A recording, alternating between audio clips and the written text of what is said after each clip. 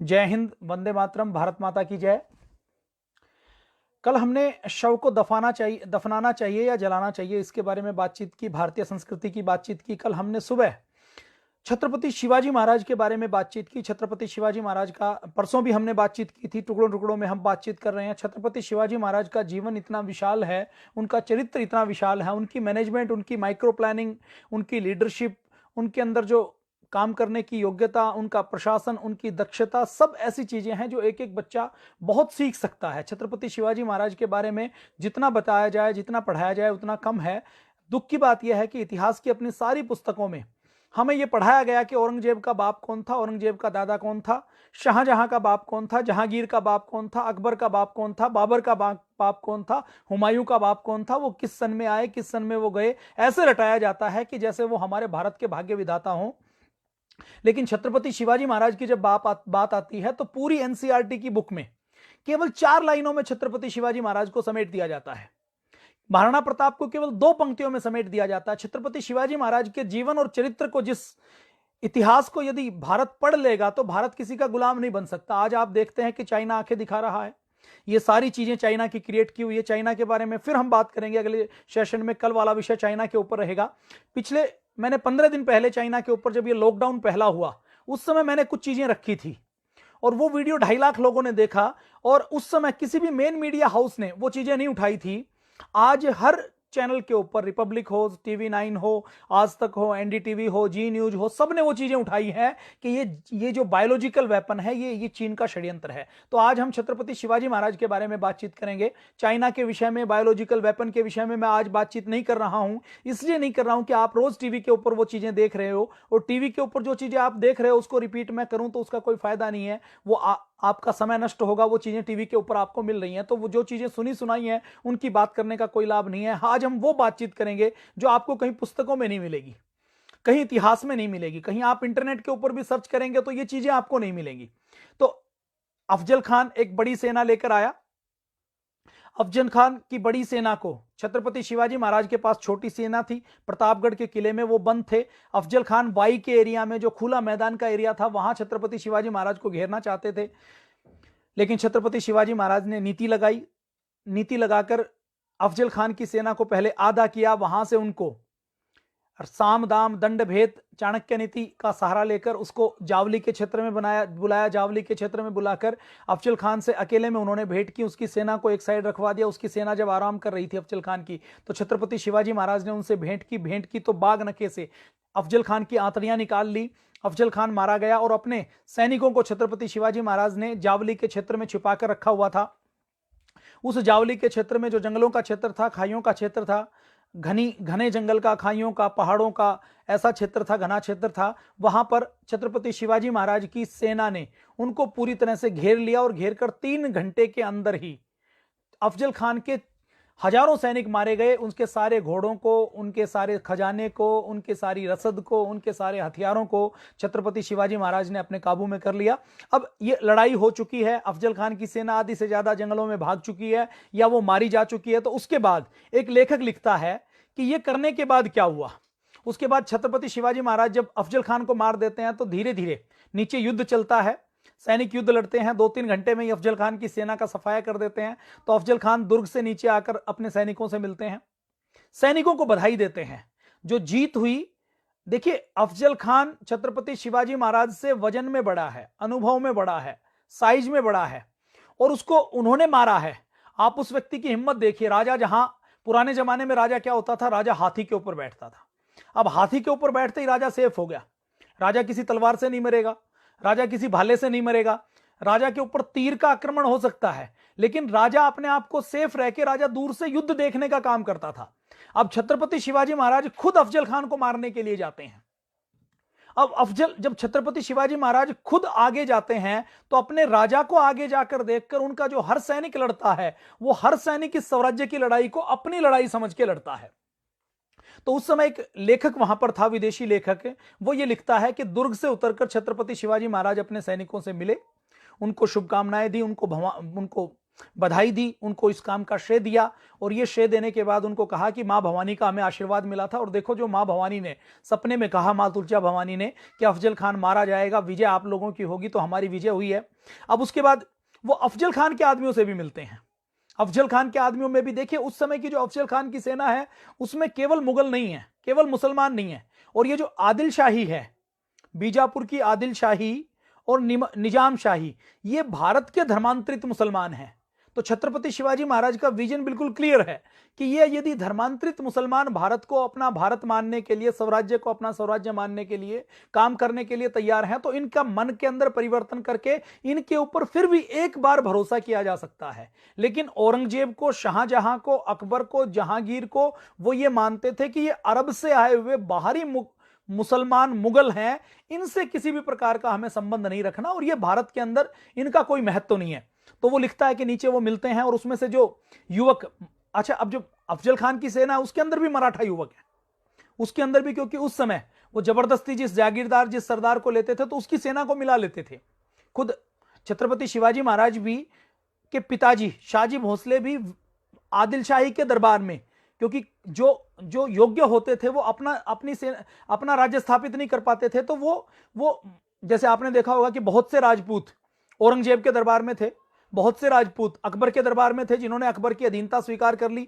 ऐसे ही मराठवाड़ा में ऐसे बहुत से सरदार थे, पटेल थे, मनसबदार थे, जो 1 गांव 2 गांव 10 गांवों में, जिसके पास 5 हजारी मनसबदार जैसे 5,000 की जिसके पास सेना है, हजारी मनसबदार जैसे, सरदार जैसे जिसके पास 1,000 की सेना है। तो ऐसे कुछ लोग थे जो थे तो मराठा, लेकिन उनको बलपूर्वक, भयपूर्वक या लालच पूर्वक आदिल शाही ने, अफजल खान ने अपने साथ कर रखा था। तो उनसे भी मिलते हैं और उनका हृदय परिवर्तन करके उनमें से जो समझने के लिए तैयार होते हैं उनको अपने स्वराज्य की सेना में शामिल कर लेते हैं। उसके बाद वो जो घायल हो जाते हैं उनसे भी मिलते हैं, और जिन्होंने अच्छा पराक्रम दिखाया है उनको फिर पारितोषिक देते हैं। अब छत्रपति शिवाजी महाराज ये कहते थे कि जो विजय है वो विजय या सफलता हम उसको कहें, तो छत्रपति शिवाजी महाराज ये कहते थे कि जो सफलता है ये सफलता 90% तो तैयारियों की है, हम माइक्रो प्लानिंग करते हैं तो वो सफलता है। अब अफजल खान जैसे ही मारा जाता है तो पूरी आदिल शाही घुटनों के ऊपर आ जाती है, और फिर ये हो जाता है कि अब पूरे मराठवाड़ा में, मराठा में, दक्षिण में अब छत्रपति शिवाजी महाराज, 2-4 लोग जो ऐसा सोचते थे कि शिवाजी तो बच्चा है, हम छत्रपति शिवाजी महाराज की अधीनता क्यों स्वीकार करें, तो वो भी घुटनों के ऊपर आ जाते हैं कि ये बच्चा नहीं है और इसके अंदर कुछ विशेष योग्यता है और ये कुछ भी कर सकता है। तो छत्रपति शिवाजी महाराज की धाक और जम जाती है। अब दक्षिण में और मराठवाड़ा में जैसे ही छत्रपति शिवाजी महाराज की धाक जमती है, तो जो मुगल खानदान है, जो उस समय औरंगजेब सत्ता के ऊपर बैठा हुआ है, जो दक्षिण से वापस गया है, औरंगजेब, देखिए औरंगजेब पहले दक्षिण का सूबेदार है, और ये जो औरंगजेब है ये बहुत धर्मांध व्यक्ति है। इसने जजिया कर लगाया, इसने लोगों की गर्दन उतारी। इसका एक संकल्प था कि मैं जब तक इतने मन जनेऊ, गले का जो जनेऊ है ना, उसका वजन कुछ ग्राम होता है, और एक मन में कितने किलो होते हैं, एक मन में 40 किलो होते हैं। तो उसका यह संकल्प रहता था कि रोज जब तक मैं 10 से 20 मन जनेऊ हिंदुओं का नहीं उतरवा लूं तब तक मैं भोजन नहीं ग्रहण करूंगा।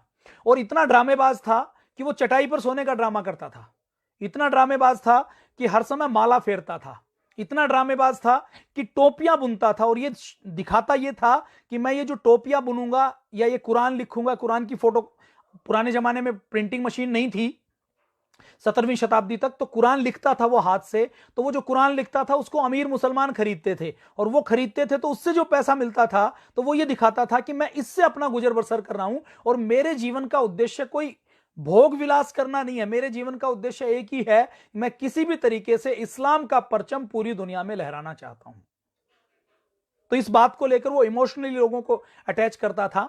तो औरंगजेब को खबर मिलती है दिल्ली में कि अफजल खान मारा गया, इतनी बड़ी सेना लेकर गया था, और छत्रपति शिवाजी महाराज ने उसको मार दिया, और ऐसे मारा है कि उसकी सेना धरी की धरी रहेगी, सेना को काट डाला और निहत्था करके मारा है। तो अब औरंगजेब शक पका जाता है कि ये छत्रपति शिवाजी महाराज ऐसे ही चलते रहे तो ये दिल्ली की गद्दी खतरे में है, दिल्ली की गद्दी चल नहीं सकती, दिल्ली के ऊपर भी हमारा अधिकार कोई लंबा रहने वाला नहीं है।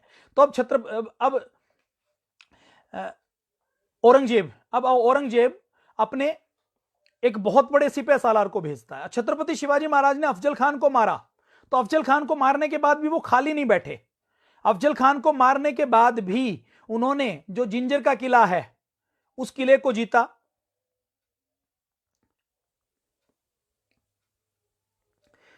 जिंजर के किले को जीतने के बाद छत्रपति शिवाजी महाराज ने अपने प्रशासन को दृढ़ बनाना शुरू किया और आसपास के जो किले, जो क्षेत्र अफजल खान ने बर्बाद कर दिए थे, उनका पुनर्निर्माण किया, उनको दोबारा से ठीक किया। और अफजल खान को जीतने के बाद जैसे ही अफजल खान के मृत्यु की पता लगी तो औरंगजेब ये सोचता है कि अब तो छत्रपति शिवाजी महाराज को रोकना पड़ेगा, अगर इसको नहीं रोकेंगे तो ये दिल्ली की गद्दी के ऊपर भी कब्जा कर लेगा और मुगलों को पेशावर तक खदेड़ कर आएगा। तो औरंगजेब ने योजना बनाई कि अभी जो पूरे भारत में मेरा सबसे बड़ा दुश्मन है या जो मुझे सबसे बड़ा काम करना है वो काम ये करना है, किसी भी तरीके से छत्रपति शिवाजी महाराज को रोकना है। छत्रपति शिवाजी महाराज को रोकना औरंगजेब के लिए यह महत्वपूर्ण नहीं था कि शिवाजी महाराज के किले उनको लेने हैं।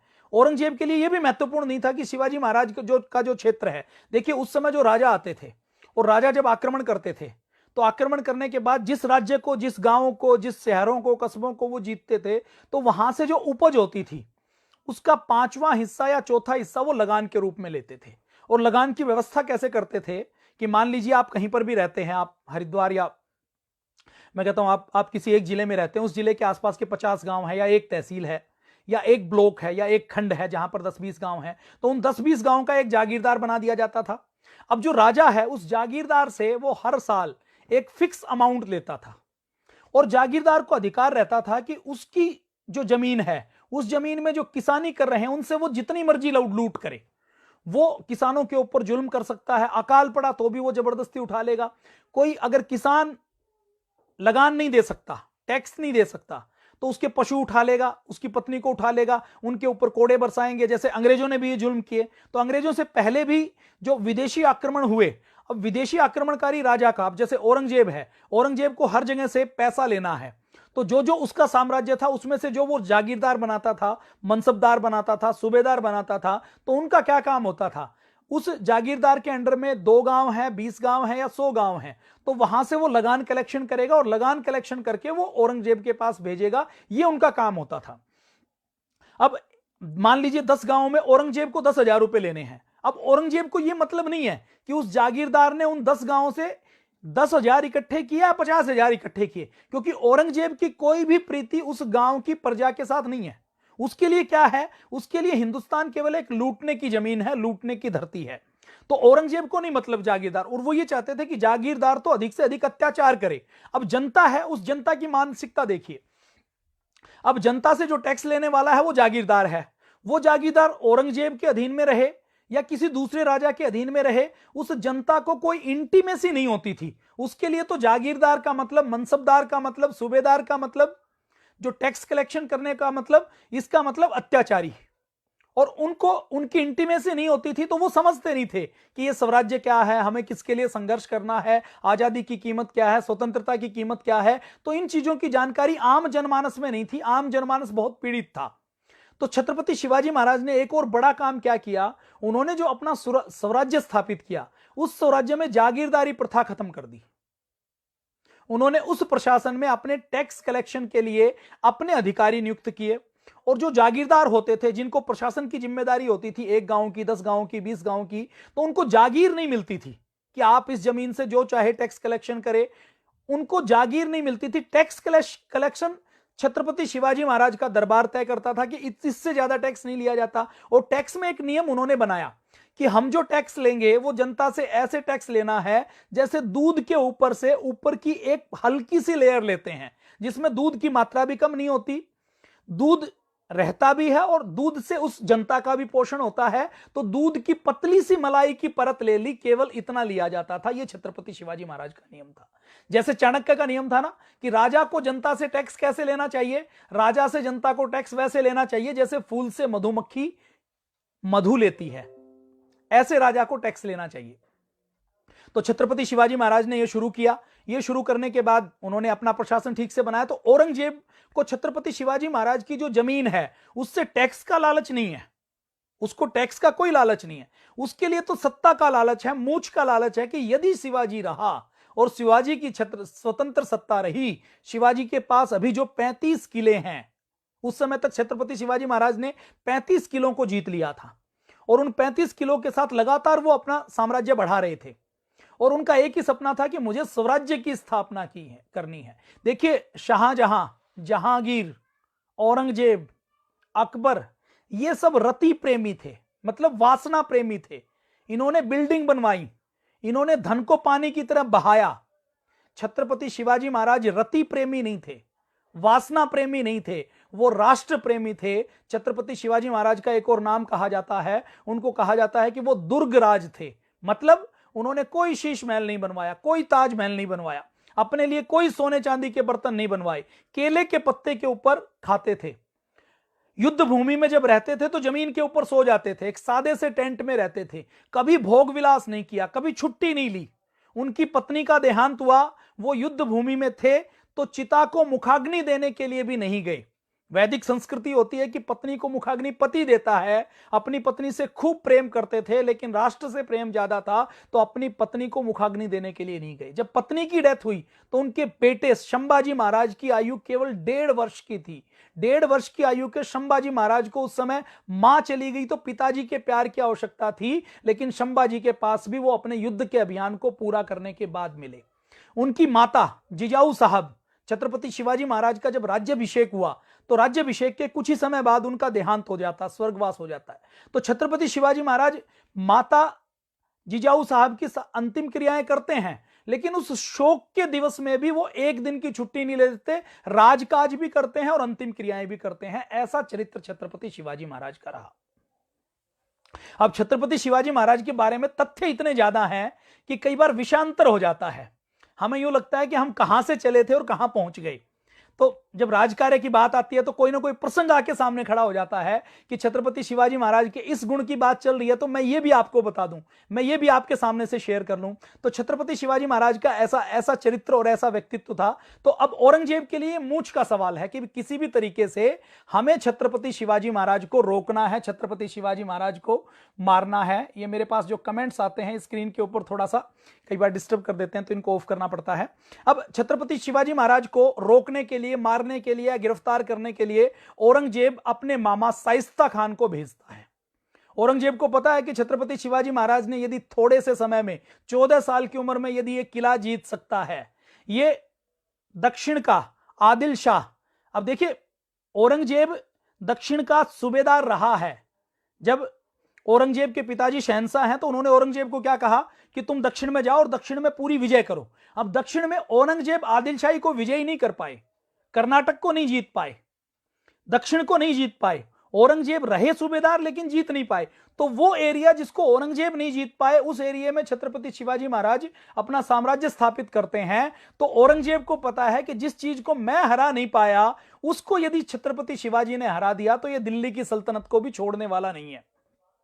अब औरंगजेब दो तरीके हैं, या तो वो खुद आए, तो वो खुद नहीं आता, वो अपने मामा को, उसका मामा है शाइस्ता खान, जिसके बारे में कहा जाता है हमीरपुर उमराव नवाब बहादुर मिर्जा अबू तालिब उर्फ शाइस्ता खान, जो औरंगजेब की तरह खतरनाक है। और औरंगजेब के राज में, मतलब पूरी दिल्ली सल्तनत में उस समय वो ये मानते थे कि सबसे अधिक युद्ध का अनुभवी व्यक्ति, रणनीतिकार व्यक्ति, चतुर व्यक्ति यदि कोई है तो शाइस्ता खान है। तो औरंगजेब अपने मामा शाइस्ता खान को भेजते हैं। और एक तरीके से वो जो शाइस्ता खान है उसकी दिल्ली सल्तनत में हैसियत क्या है कि ऐसी जैसे औरंगजेब लगभग होता है कि जहां राजा होता है तो राजा का जो नजदीकी रिश्तेदार होता है उसकी सबसे ज्यादा चलती है। और ये जो शाइस्ता खान है ये औरंगजेब का विरोधी नहीं है, औरंगजेब जो कहता है उसकी हां करता है। मतलब औरंगजेब ने जब गद्दी प्राप्त की तो अपने 78 रिश्तेदारों को मारकर की थी, और जो रिश्तेदार उसके साथ नहीं था उसको उसने कत्ल कर दिया या जेल में डलवा दिया, अपने बेटे को जेल में डलवा दिया, अपने भाई को जेल में डलवा दिया। पापा, हाँ मेरे साथ खेलो। अभी खेलता हूँ थोड़ी देर में। चल नमस्ते कर लेते। बाहर से बंद कर दो इसको, बेटा आ रहा है बार बार में कि पापा मेरे साथ खेलो। तो अब शाइस्ता खान की हैसियत दरबार में औरंगजेब जैसी है, मतलब औरंगजेब जैसा शाइस्ता खान है। बेटा कुंडी लगा दो ना। औरंगजेब जैसा शाइस्ता खान है कि मतलब शाइस्ता खान जो कह दे उसको यह माना जाता है कि औरंगजेब का ऑर्डर है। इसको मैं अगर समझाऊं तो आप समझिए कि दिल्ली पिछली यूपीए की सरकार में मनमोहन सिंह प्रधानमंत्री हैं और सोनिया गांधी जो कहे, एक तरीके से ऐसे समझ लीजिए, तो दरबार में उसकी ऐसी हैसियत है और उसकी सारी बात मानते हैं, और वो जो आदेश दे दे उसमें औरंगजेब को बाद में भी पूछ ले तो चलेगा, ऐसी उनकी हैसियत है। जिसके बारे में मैंने उसका नाम बताया, इतना लंबा चौड़ा उसका नाम है, हमीरपुर उमराव नवाब बहादुर मिर्जा अबू तालिब उर्फ शाइस्ता खान। अब शिवाजी से वो 2 गुना ज्यादा एक्सपीरियंस में है। उसको औरंगजेब कहते हैं कि तुम 1 लाख की सेना लेकर जाओ, और जो सेना में भी जो सबसे अच्छी से अच्छी टुकड़ी है वो लेकर जाओ, हाथी के ऊपर लदा हुआ हाथी लेकर जाओ, घुड़सवार 75,000 घुड़सवार उसको दे दिए, ऊंट पर लदा हुआ तोपखाना दे दिया कि कहीं शिवाजी किले के अंदर हो और शिवाजी को घेरना पड़े तो तोपखाना भी तुम लेके जाओ। अब देखो पुराना जमाना है तो उस समय रोड बहुत अधिक नहीं है, बरसात होती है, नदी नाले उफनते हैं, तो उस समय सेना की मूवमेंट रुक जाती है। अब तोप को लेकर जाना है तो उस समय कोई 4x4 की जीप नहीं है, अब तोप को ले जाना है तो कई बार बैलगाड़ी जहां नहीं जा सकती, रेगिस्तान का रास्ता है, दलदल का रास्ता है, कच्चा रास्ता है, तो वहां पर कई बार हाथी भी नहीं चल पाता, तो वहां पर क्या चलता, ऊंट चलता है। तो ऊंट के ऊपर तोप खाने को लादा जाता है कि तोप की पहिया एक ऊंट के ऊपर लाद लिया, दूसरा पहिया दूसरे ऊंट पर लाद लिया, उसका जो नीचे स्ट्रक्चर है, जो कैरेज है, चेसिस है, उसको तीसरे ऊंट पर लाद लिया, उसकी जो तोप है चौथे पर लाद लिया, उसकी जो गोलियां हैं वो अलग ऊंट के ऊपर लाद लिया, तो ऊंट के ऊपर लदा हुआ तोपखाना देता है। बर्छी और फरास खाने वाले, मतलब पुराने जमाने में ऐसे हाथी भी होते थे जिसकी सूंड के आगे बर्छी बांध दी जाती थी, तो वो जो हाथी है वो भी मारता हुआ चलता था, दूसरे हाथी को काटता हुआ चलता था। तो वो लड़ने वाले भी 100 हाथी दिए, 400 हाथी दिए, बारूद खाना दिया, और इस सामान को ढोने के लिए बैलगाड़ी, खच्चर, मजदूर और पूरा कैंप दिया। अब जब उसका कैंप बचता था, वो कैंप 8 से 10 मील में बचता था, मतलब 8 से 10 स्क्वायर किलोमीटर का एरिया आप देख लीजिए। एक छोटा जो कस्बा होता है वो 8 से 10 स्क्वायर किलोमीटर का होता है, मतलब उसकी सेना चलती थी। जब वो बसती थी तो ऐसा लगता था कि पूरा एक शहर बसा हुआ है, और उसमें कितने लोग रहते थे, लगभग 1.5 लाख लोग। उसका सारा खाना, उनका तंबू, उनका टेंट। और ये जो शाइस्ता खान है, इसकी एक आदत और थी, इसको फूल और पत्तों से बहुत प्यार था, बागवानी का बहुत प्रेमी था, तो ये इसके अपने साथ ये गमले बहुत से लेकर चलता था। जहां इसका टेंट लगता था तो वहां गमलों से भी उसके टेंट को, उसके शामियाने को सजाया जाता था। अब क्योंकि ये जो मुगल हैं ये सारे बहुत विलासी रहे हैं, तो इनके साथ नौटंकी करने वाली टुकड़ी चलती थी, इनके साथ महिलाओं की मुजरा करने वाली टुकड़ी चलती थी, और महिलाओं का, अब क्योंकि दक्षिण के अभियान पर चले हैं, दिल्ली से निकल गए, तो अब ये नहीं पता कि वापस कितने साल में आएंगे। खुद शाइस्ता खान शिवाजी महाराज को पकड़ने के लिए जब 1960 में निकलता है, जिस दिन अफजल खान मारा गया उसके अगले दिन औरंगजेब आदेश जारी कर देते हैं, तो ये 3 साल बाद और शिवाजी महाराज से इसकी भिड़ंत होती है। तो 3 साल तक ये वहीं है, उसको वापस दिल्ली नहीं आना। तो ये जब युद्ध भूमि में निकलते हैं तो अपने पूरे रानियों को, अपने ऐशो आराम के सारे सामान को साथ लेकर निकलते हैं, और ये सोचकर निकलते हैं कि युद्ध भूमि में जा रहे हैं तो पता नहीं वापस आएंगे कि नहीं आएंगे, तो अपना सारा इंतजाम करके निकलते हैं। तो अब शाइस्ता खान अपनी पूरी सारे अपने ताम झाम को लेकर चलता है।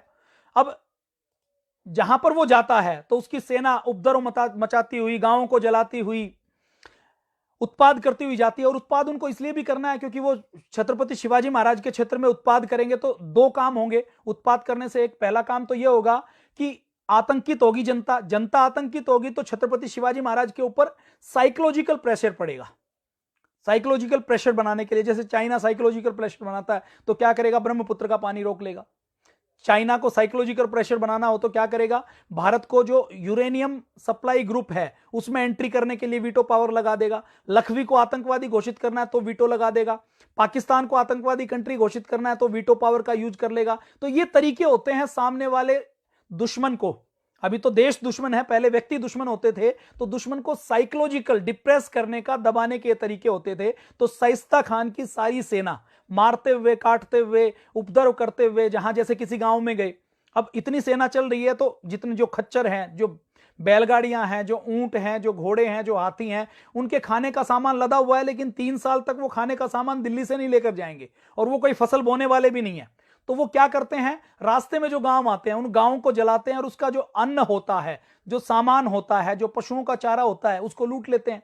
उस गांव में जो जो गांव पड़ता है उस गांव को लूटते जाते हैं। उसी के चारे से वो अपनी, जैसे जो सेना एक दिन वहां रुकेगी तो एक दिन में ही कम से कम 20 से 30, 40, 50 गांवों को वीरान बना देती है, और उन गांवों को ऐसा वीरान बना देती है कि उन गांवों को दोबारा खड़ा होने के लिए कम से कम फिर 2 से 3 साल का समय लगता है। फसल जाती है, जहां पर टेंट लगता है उस सारी खड़ी फसल को बर्बाद कर दिया जाता है। तो ये काम करते हुए शाइस्ता खान चलता है। अब ये जो शाइस्ता खान जाता है तो शाइस्ता खान को औरंगजेब की ओर से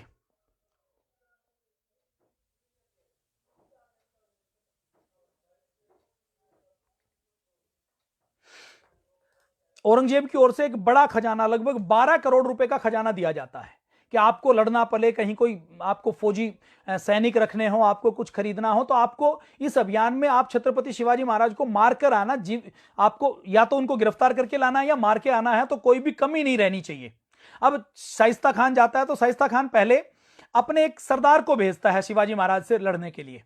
उनका सरदार होता है करतलब खान, सूबेदार एक, उसको 35,000 सैनिक देता है। शाइस्ता खान के पास सैनिक कितने हैं? 1 लाख से ऊपर हैं, घुड़सवार हैं, सैनिक है, तो उसमें 35,000 देता है कि छत्रपति शिवाजी महाराज के पास तो 15-20 हजार की सेना है, इनसे लड़ने के लिए तो 35,000 सैनिक बहुत हैं, तो मैं क्यों लड़ूं, सीधा मैं अपने एक सूबेदार को भेजता हूं। तो करतलब खान नाम के एक सूबेदार को भेजते हैं। अब छत्रपति शिवाजी महाराज का जो गुप्तचर तंत्र है वो बहुत मजबूत है, उनको एक एक गतिविधि की जानकारी है, एक एक गतिविधि के बारे में वो जानते हैं कि शाइस्ता खान की क्या योजना है, अभी किसने भेजा। तो वो जो करतलब खान है वो जब 35,000 की फौज लेकर छत्रपति शिवाजी महाराज से मिलने के लिए जाता है तो छत्रपति शिवाजी महाराज जहां युद्ध तय होता है वहां नहीं मिलते। वो करतलब खान सोचता है कि शिवाजी महाराज यहां पर मिलेंगे, तो वो वहां पर नहीं मिलकर उनको उससे पहले एडवांस में ही, देखिए छत्रपति शिवाजी महाराज की एक शैली है, वो आक्रमण पहले करते हैं, डिफेंसिव नहीं होते, कभी भी ऑफेंसिव होते हैं, पहले आक्रमण करते हैं। अफजल खान की बात हो, तैयारी पूरी करते हैं, माइक्रो प्लानिंग करते हैं, पूरी तैयारी करके और वो आक्रमण पहले करते हैं। ये छत्रपति शिवाजी महाराज की रणनीति है। और छत्रपति शिवाजी महाराज जब भी लड़ते हैं तो जीतने के लिए लड़ते हैं, मरने के लिए नहीं लड़ते। और उनका नियम है कि मरना पड़े तो हम मरने के लिए तैयार हैं, लेकिन मरते मरते भी दुश्मन को मारेंगे, ये हमारी नीति होनी चाहिए। तो करतलब खान जहां लड़ने के लिए आता तो उससे पहले ही एक घाटी के अंदर उसको घेर लेते हैं और घाटी के अंदर घेर के 1,000 मराठाओं से साथ उसका वेलकम करने के लिए खड़े रहते हैं। अब ये जो मुगलिया सैनिक है वो आगे ये सोचते हैं कि युद्ध होगा 3 दिन बाद, तो 3 दिन पहले ही छत्रपति शिवाजी महाराज रास्ते में उनको घेर लेते हैं। और 3 फरवरी 1661 में, अब अफजल खान का वध कब हुआ है? 1 साल पहले हुआ है। अब शाइस्ता खान कब निकला? 1960 में निकला। 1961 में वो अपने सरदार को भेजता है, तो 3 फरवरी 1661 में, 1661 में 1,000 मराठाओं के साथ छत्रपति शिवाजी महाराज 35,000 की मुगल सेना को हराते हैं। तो पहली शाइस्ता खान की हार यहां होती है। अब इसके बाद छत्रपति शिवाजी महाराज अपना विजय अभियान चलाते हैं, उधर निजामपुर में हमला करते हैं, वहां पर बंदरगाह के ऊपर कब्जा कर लेते हैं। इधर शाइस्ता खान पुणे के आसपास छत्रपति शिवाजी महाराज को घेरने की योजना बनाता है। इधर छत्रपति शिवाजी महाराज शाइस्ता खान की गतिविधियों के ऊपर भी नजर रखते हैं और अपना साम्राज्य का विस्तार करने में भी लगे हुए हैं। देखिए छत्रपति शिवाजी महाराज के जीवन में कोई एक दिन भी ऐसा नहीं रहा जब उन्होंने, उनके राज्याभिषेक के समय की बात करूं और राज्याभिषेक से जो उन्होंने पहला किला जीता, कि जिसमें उन्होंने कभी रिलैक्स होकर चैन की सांस ली हो। उनका हर दिन युद्ध में या युद्ध की योजना बनाते हुए बीता है। युद्ध की योजना या कोई किला बनाना या फिर अपने स्वराज्य को मजबूत करना, उसकी योजना बनाना, सुशासन को, मैनेजमेंट को दृढ़ करना, इसमें वो लगे रहते हैं। फिर 3 मार्च 1661 में शिवाजी महाराज राजापुर के ऊपर कब्जा कर लेते हैं। ये जो अफजल खान है इसने राजगढ़ के किले पर कब्जा कर लिया था, तो राजगढ़ के किले को अफजल खान को मारने के बाद छत्रपति शिवाजी महाराज उसको दोबारा छुड़वाते हैं। चाकन के किले पर अफजल खान ने कब्जा कर लिया था, क्योंकि वो भी बहुत बड़ी सेना लेकर आया था और उसने भी प्रतापगढ़ में छत्रपति शिवाजी महाराज ने खुद को कैद कर लिया था। वो लड़ने के लिए राजगढ़ में, चाकन में सारे किले अधिकार करके वो वाई में छत्रपति शिवाजी महाराज को बुलाना चाहता था। शिवाजी महाराज ने साम दाम दंड भेद से वहां पर गए नहीं और धोखे से उनको बुलाकर, उनको अपनी बातों में फंसाकर बुलाकर उनकी हत्या कर दी थी। वो मैंने कल आपको बताया था। आप में से कुछ भाइयों ने यदि अफजल खान का वो वीडियो नहीं देखा हो तो आप देख लीजिए, आपको बहुत आनंद आएगा, आपको गौरव होगा कि आपके ऐसे महान पूर्वज रहे हैं। और मुझे लगता है कि छत्रपति शिवाजी महाराज के जीवन के ऊपर, उनके चरित्र के ऊपर तो एक एक दिन की वर्कशॉप युवाओं के लिए मुझे लगता है कि पूरे देश में की जा सकती हैं। जो युवा छत्रपति शिवाजी महाराज के जीवन चरित्र को सुन लेगा, जैसे हम बातचीत कर रहे हैं, वैसे ही अपने कुछ लोग यदि युवाओं को छत्रपति शिवाजी महाराज के जीवन और चरित्र के बारे में बताएं तो कोई युवा ऐसा हो नहीं सकता कि जिसकी भुजाएं फड़के नहीं, जो अपने देश धर्म संस्कृति के ऊपर गौरव महसूस ना करे और जिसका सपना ना हो कि मैं छत्रपति शिवाजी महाराज की तरह बनूंगा। तो अब 9 मई 1660 को मैंने एक प्रसंग पहले ले लिया जो शाइस्ता खान का। 9 मई 1660 को शाइस्ता खान पुणे में आ जाता है। पुणे में आकर अब पुणे में छत्रपति शिवाजी महाराज का जो महल है, उस छत्रपति शिवाजी महाराज के महल के आसपास छत्रपति शिवाजी महाराज की रियासत में आता है। तो छत्रपति शिवाजी महाराज समझ जाते हैं उस समय बरसात का मौसम आने वाला होता है। तो अब शाइस्ता खान पुणे के आसपास एंट्री करता है तो छत्रपति शिवाजी महाराज अपने सैनिकों के हाथ, अपने गुप्तचरों के हाथ आसपास के सारे गांवों में कहलवा देते हैं कि आप लोग अपना कीमती सामान लो, अपने पशुओं को लो, पशुओं के खाने लायक चारा लो, और अभी बरसात आने वाली है। बरसात में देखिए, बरसात में क्या होता है, जलाने के लिए कुछ नहीं मिलने वाला, लकड़ियां नहीं है तो खाना नहीं बनेगा। उस समय सीएनजी नहीं है, अब लकड़ियां नहीं है तो खाना नहीं बनेगा, खाना नहीं बनेगा तो सेना परेशान हो जाएगी। उसके बाद दूसरा, पशुओं को खाने के लिए चारा चाहिए। अब बरसात के बाद तो चारा खूब मिलेगा, लेकिन गर्मियों में अप्रैल मई जून और जून के बाद जो बरसात का समय है उससे पहले चारे की भारी किल्लत होती है। अब यदि सेना है, सेना में हाथी घोड़े बैलगाड़ी खच्चर है, उनको खाने के लिए कुछ नहीं मिलेगा तो सेना पंगु हो जाएगी। सेना को अपाहिज करने का काम तो छत्रपति शिवाजी महाराज ने पुणे के आसपास के गांवों में अपनी जनता से यह कहा कि अब शाइस्ता खान आने वाला है और उसकी सेना को हमें बिना लड़े घुटनों के ऊपर लाना है। तो इसके लिए उनको कहता है कि आप सब अपने पशुओं को लें, अपने कीमती सामान को लें, जितना आपके लिए जरूरी है उतना अनाज और चारा लें, उसको लेकर आप जंगल में कहीं छिप जाएं, पहाड़ों के ऊपर कंदराओं में कहीं चले जाएं और वहीं पर रहें। बरसात में इस मौसम में आप वहां पर रहें, और जो बाकी आपके पास चारा बचता है, जैसे किसान 2 साल 3 साल के लिए रिजर्व रखते हैं, तो दुश्मन को हमें ताकत नहीं देनी है तो उस चारे को आग लगा दो। अनाज कोई है तो उसको छुपा दो, उसको जमीन में दबा दो, कीमती कोई चीजें हैं उसको जमीन में छुपा दो। और जो पानी के स्रोत हैं, जैसे पानी के जो स्रोत है तो उन पानी के स्रोत को भी रोक दो ताकि दुश्मन की सेना को पता ना लगे कि पानी कहां पर है। अब कोई सेना बाहर से आई है तो पुराने जमाने में सेना को क्या चाहिए, पशु हैं तो चारा चाहिए, पानी चाहिए, और सैनिकों के खाने के लिए अब 1.5-2 लाख लोगों का भोजन बनेगा तो उसके लिए अनाज प्रचुर मात्रा में चाहिए। तो वो किसके लेते थे, गांव वालों के लिए लेते थे। तो छत्रपति शिवाजी महाराज ने योजना पूर्वक अपने पुणे के आसपास के लोगों को यह कहा कि आप अपने गांव खाली करो, गांव से जंगल की ओर चले जाओ। पुराने जमाने में देखिए 300 साल पहले बहुत बड़ा एक जंगल है, मान लीजिए 100 एकड़ में जंगल है, तो 100 एकड़ में 2-3 गांव बसे हुए हैं। बाहर जंगल है, खेत है, उसमें से कुछ फसल होती है, बाकी जंगली इलाका है, तो उसके अंदर एक गांव है। तो छत्रपति शिवाजी महाराज ने कहा कि जंगल के अंदर आप लोग छुप जाओ। तो ये योजना बनाते हैं, उससे शाइस्ता खान को बहुत परेशानी महसूस होती है। अब शाइस्ता खान ये सोचता है कि ये तो हो ही गया। अब ये होने के बाद वो ये सोचता है कि एक छत्रपति शिवाजी महाराज का एक किला था चाकन में, उस चाकन के किले का जो सरदार था, किलेदार था, वो 70 साल के फिरगोजी नरसाला थे। अब वहां पर केवल उनके पास 300 सैनिक हैं। छत्रपति शिवाजी महाराज का सूबेदार जो एक किले का, जो पुणे के नजदीक का किला है, शाइस्ता खान देखता है कि यहां जो मैं पुणे में आया हूं तो पुणे में लोगों ने सारा रसद खत्म कर दी है, अनाज खत्म कर दिया है, खाना खत्म कर दिया है, पानी के स्रोत डिस्टर्ब कर दिए हैं, साफ पानी के। तो वो ये सोचता है कि अब क्या करें। तो वो उनको ये पता लगता है कि आस पास में एक और किला है जो छत्रपति शिवाजी का है, उस किले के अंदर जरूर खाना पीना सब कुछ सारी चीजें मिलेंगी। कुछ बंदोबस्त तो देखिए बड़ी सेना लेकर चलती है, लेकिन उसको साथ साथ आपूर्ति भी चाहिए। अब वो जो आपूर्ति है वो दिल्ली से नहीं हो सकती। दिल्ली से क्यों नहीं हो सकती, क्योंकि बरसात के मौसम में सारी नदी नाले उफरने लग जाते हैं। अब 300 सैनिकों के साथ उनके छत्रपति शिवाजी महाराज का एक किलेदार जो 70 साल का है, फिरगोजी नरसाल, वो एक किले के ऊपर है। अब शाइस्ता खान की पूरी सेना उस किले को घेर लेती है। उस किले को घेरने के बाद 54 दिन तक घेरा डाले रहती है। वो 300 सैनिक शाइस्ता खान की सेना से टक्कर लेते हैं।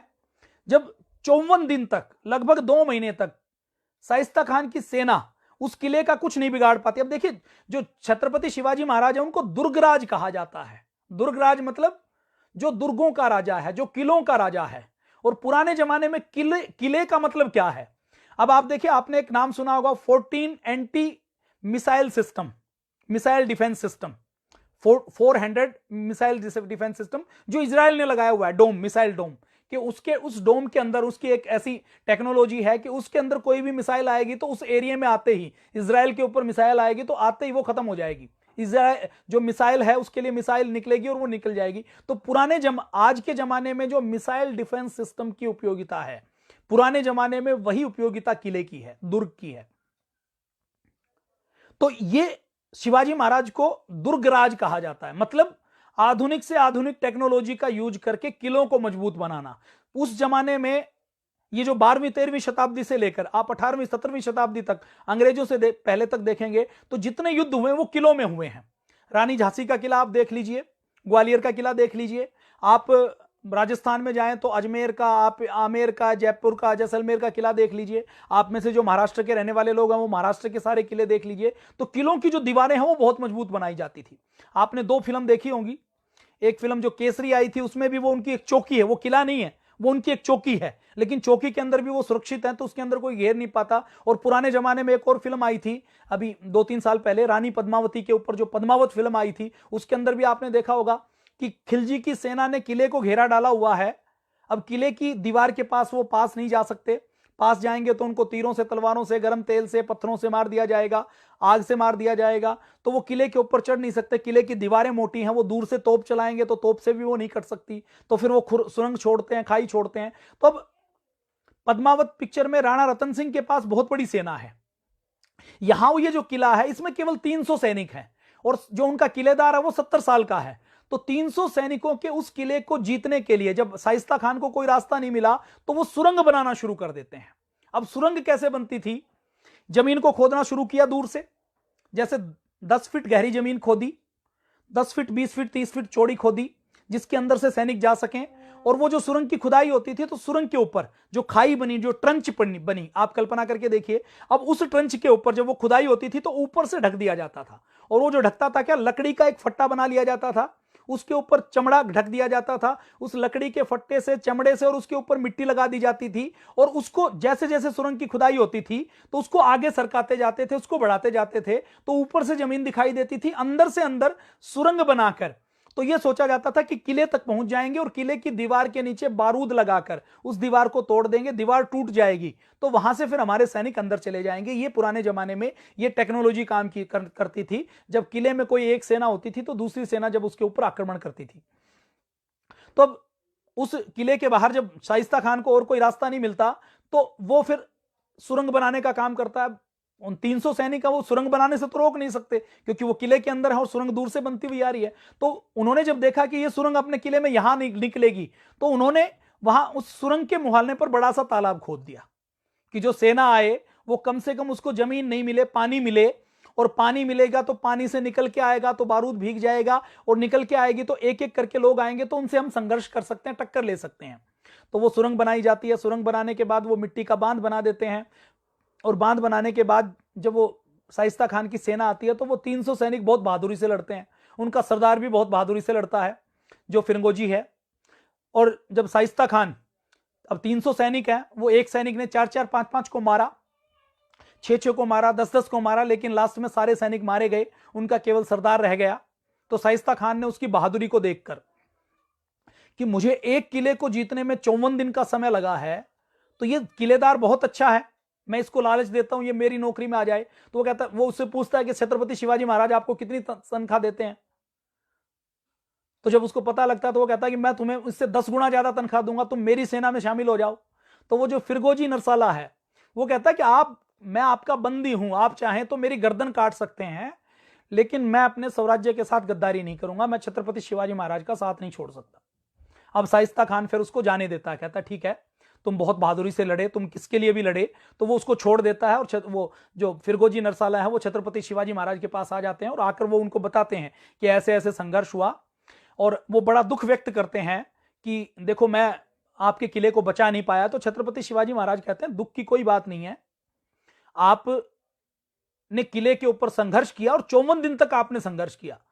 और छत्रपति शिवाजी महाराज इस बात को पॉजिटिव लेके क्या कहते हैं, वो कहते हैं कि यदि एक छोटा सा किला जीतने में विदेशी आक्रमणकारियों को 54 दिन का समय लगा है तो मैंने 350 किले अपने जीवन में छत्रपति शिवाजी महाराज 350 किले बनाते हैं, कुछ उसके बाद बनाते हैं, ये 1961 की घटना है। तो छत्रपति शिवाजी महाराज कहते हैं कि एक एक किले को जीतने में यदि 54 दिन का समय लगता है एक छोटे से किले को, तो विदेशी आक्रमणकारी जब आएंगे और वो जब संघर्ष करेंगे तो 350 किले बनाने के बाद छत्रपति शिवाजी महाराज जब 350 किले जीत लेते हैं या बना देते हैं, जिसमें समुद्र के अंदर किले हैं, पहाड़ियों के अंदर किले हैं, तो छत्रपति शिवाजी महाराज एक दिन कहते हैं, अपने बेटे से कहते हैं कि देखो मैंने इतने किले तैयार कर दिए हैं, अगर दुश्मन एक एक किले को हमारे छोटे किले कितना 54 दिन में भी जीतेगा तो इस मराठवाड़ा को, इस देश को जीतने में दुश्मन को कई साल लगेंगे। ऐसी योजना छत्रपति शिवाजी महाराज की थी। अब शाइस्ता खान उस किले को अधिकार कर लेता है, बरसात के मौसम में वहां पर रहता है, और इधर छत्रपति शिवाजी महाराज फिरगोजी जो 76 साल के बुजुर्ग जो उस किले में आते हैं, तो उसके बाद फिर उनको भोपालगढ़ किले का किलेदार बना देते हैं।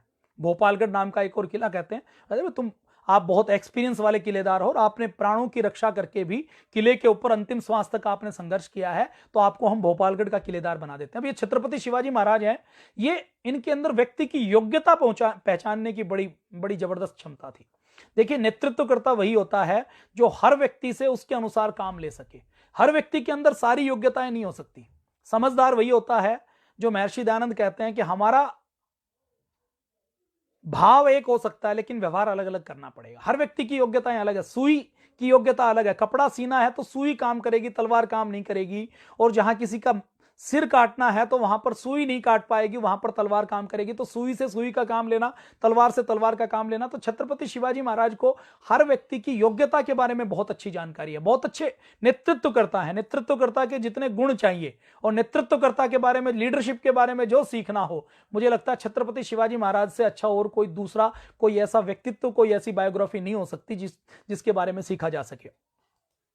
अब शाइस्ता खान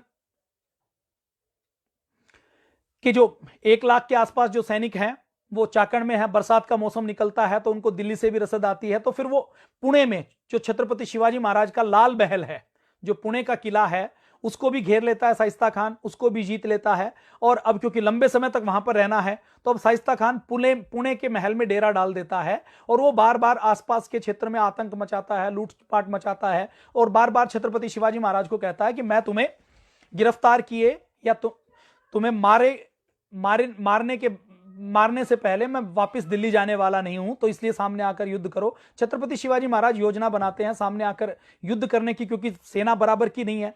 शाइस्ता खान के पास 5 गुना ज्यादा सेना है, उसके पास संसाधन ज्यादा है, तो इसलिए लड़के आमने सामने की लड़ाई में छत्रपति शिवाजी महाराज जीत नहीं सकते। अब दिन ब दिन शाइस्ता खान का उत्पाद बढ़ता जाता है। वो खुले में पुणे में उन्होंने डेरा जमा लिया और डेरा जमाने के बाद वो अपनी छोटी छोटी टुकड़ियों को भेजते हैं कि इधर चले जाओ, चारों दिशाओं में भेजते हैं। और वो कहते हैं जो गांव मिले वहां पर आग लगा दो, जो व्यक्ति मिले उसको लूट लो, जो कोई महिलाएं मिले उसको उठा लो।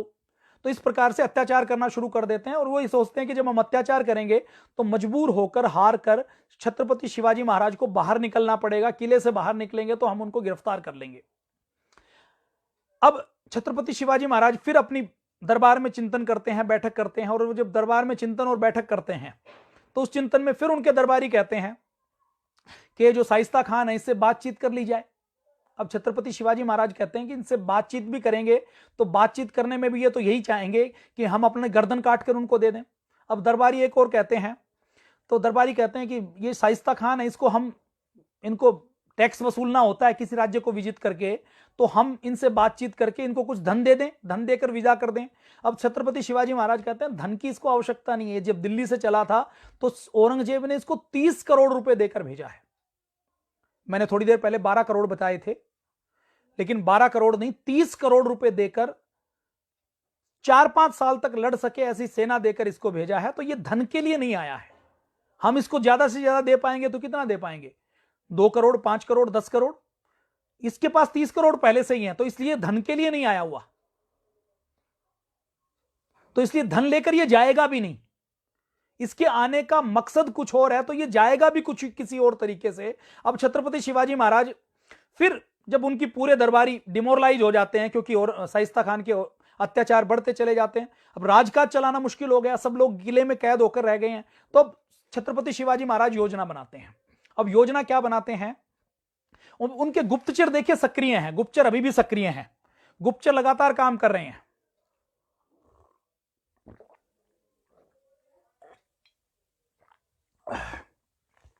तो अब छत्रपति शिवाजी महाराज फिर अपने दरबार में बैठते हैं और वो कहते हैं कि ठीक है, जैसे अब एक दिन वो सुबह उठते हैं, फिर अपने दरबारियों से कहते हैं कि मैंने मां तुलजा भवानी से प्रार्थना की थी और तुलजा भवानी से फिर मुझे ऐसी अंदर से संकेत हुआ है कि जैसे अफजल खान मारा गया ऐसे ही शाइस्ता खान को भी, शाइस्ता खान से हमें डरने की आवश्यकता नहीं है, शाइस्ता खान को भी शाइस्ता खान से का भी निपटारा हो जाएगा। अब छत्रपति शिवाजी महाराज 400 सैनिकों की एक टुकड़ी लेते हैं। देखिए सर्जिकल स्ट्राइक क्या होती है, और किसी देश का राजा खुद सर्जिकल स्ट्राइक में जाए। आज तो सर्जिकल स्ट्राइक में कमांडो को भेजा जाता है, छत्रपति शिवाजी महाराज ऐसे व्यक्ति हैं जो सर्जिकल स्ट्राइक करने के लिए खुद जाते हैं। अब शाइस्ता खान पुणे के लाल महल में है। लाल महल किसका है? छत्रपति शिवाजी का है। पुणे के चप्पे चप्पे को छत्रपति शिवाजी महाराज को जानकारी है। तो अब छत्रपति शिवाजी महाराज सोचते हैं कि आमने सामने की तो टक्कर ले नहीं सकते। अब अफजल खान को मारा है बुलाकर संधि करने के बहाने, अब शाइस्ता खान संधि करने के बहाने तो आ नहीं सकता।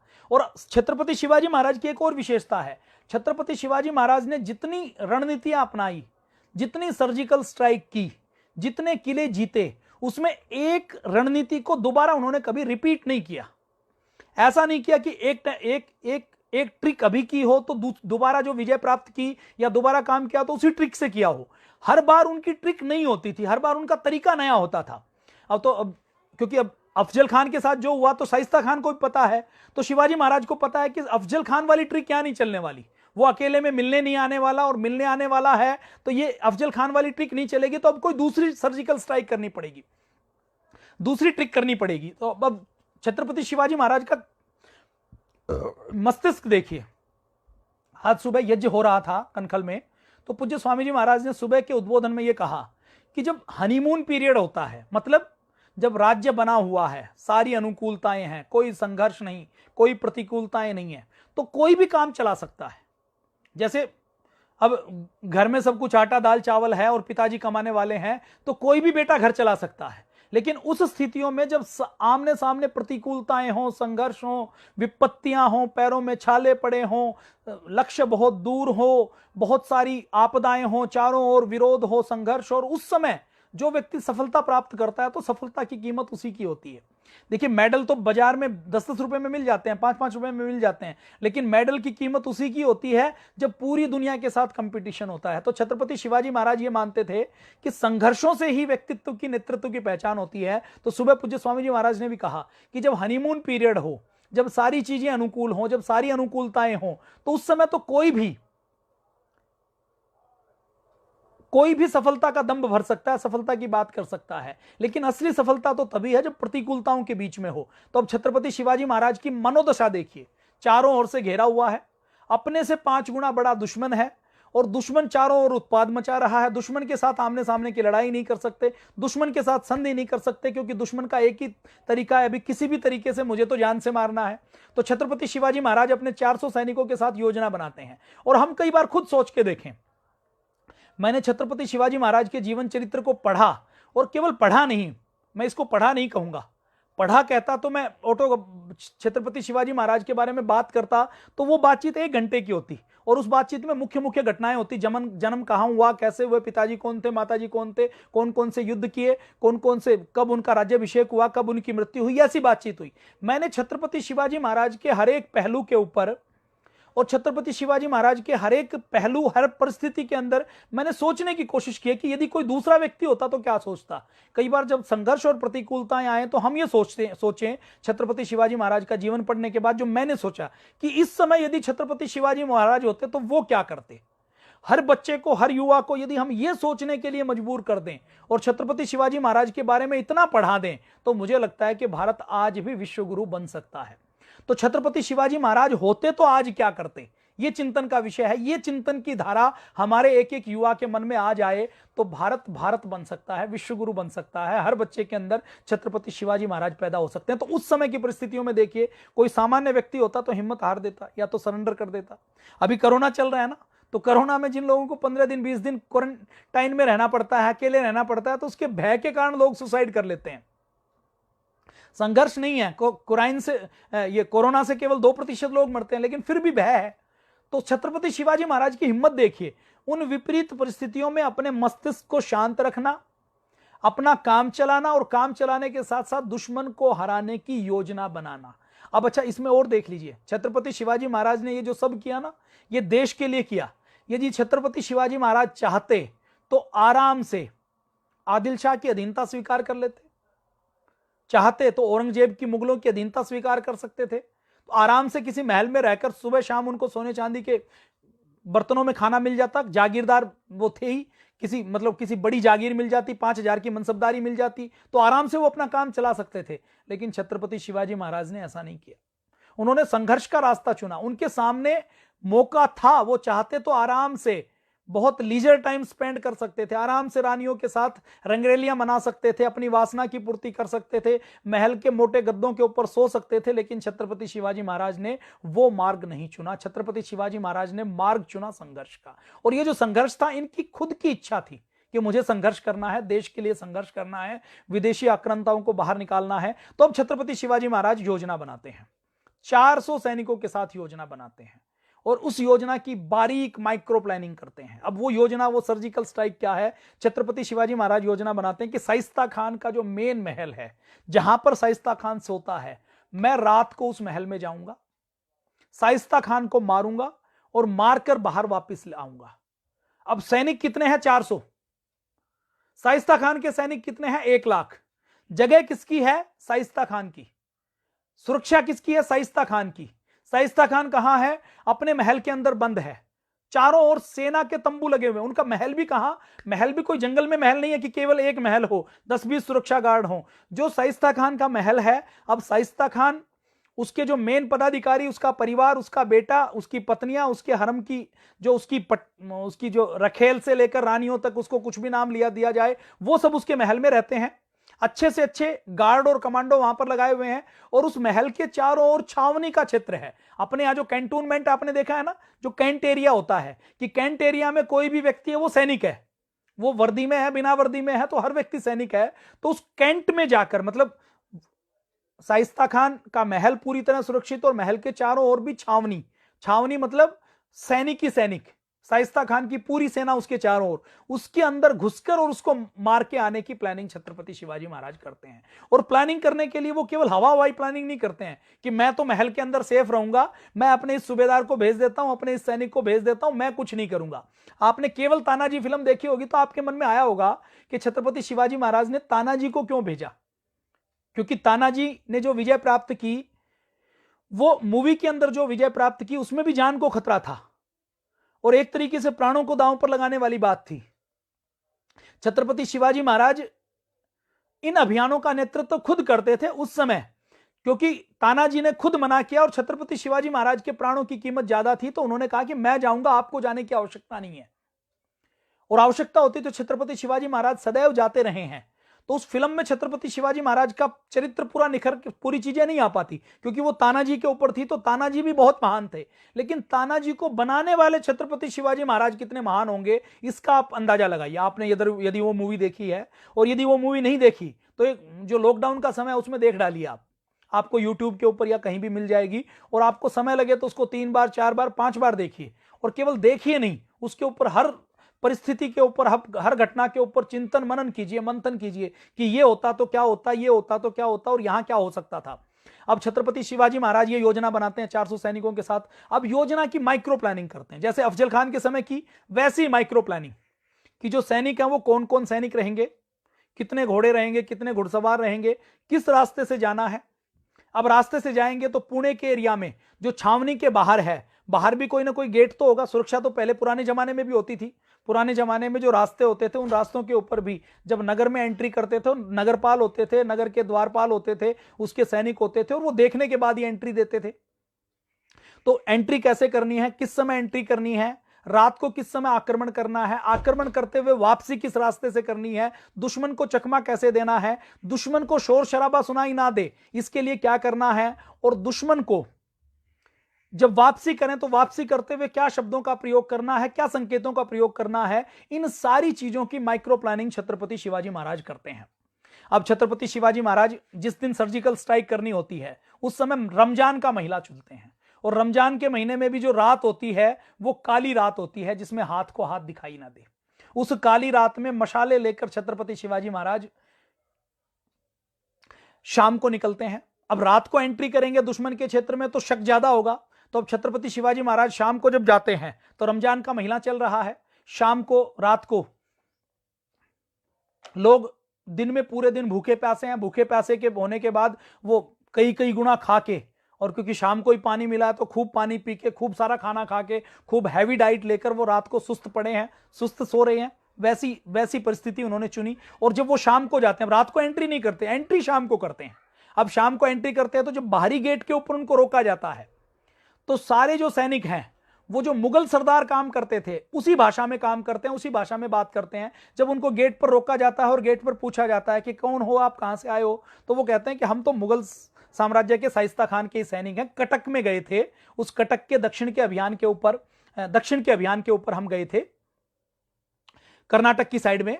तो वहां से अभियान से हमें कोई काम दिया था, उस काम को देकर हम रिपोर्ट देने के लिए शाइस्ता खान अपने सूबेदार के पास, अपने वरिष्ठ अधिकारी के पास जा रहे हैं, वहां से वापस आए हैं और हम तो शाइस्ता खान के मुगल सल्तनत के काम से लगे हुए हैं। अब देखिए, इजराइल एक ऐसा देश है जो छत्रपति शिवाजी महाराज के नक्शे कदम पर चला है। आपको मैं ध्यान दिलाऊं, इराक में एक बार ऐसा हुआ, इराक ने न्यूक्लियर टेक्नोलॉजी ले ली। अब इराक ने न्यूक्लियर टेक्नोलॉजी ले ली इराक ईरान में, तो उस न्यूक्लियर टेक्नोलॉजी से उन्होंने अपने ये परमाणु संयंत्र बनाने शुरू कर दिए, न्यूक्लियर रिएक्टर बनाने शुरू की थी। दुनिया को क्या कहा कि हम तो इसमें शांतिपूर्वक काम करेंगे, लेकिन योजना बम बनाने की थी। इजराइल को पता है, लेकिन दुनिया के सामने अब उन्होंने कुछ देशों को रिश्वत देकर अपने पक्ष में कर लिया। तो अब संयुक्त राष्ट्र संघ कुछ नहीं बोल रहा, कोई दूसरा देश कुछ नहीं बोल रहा।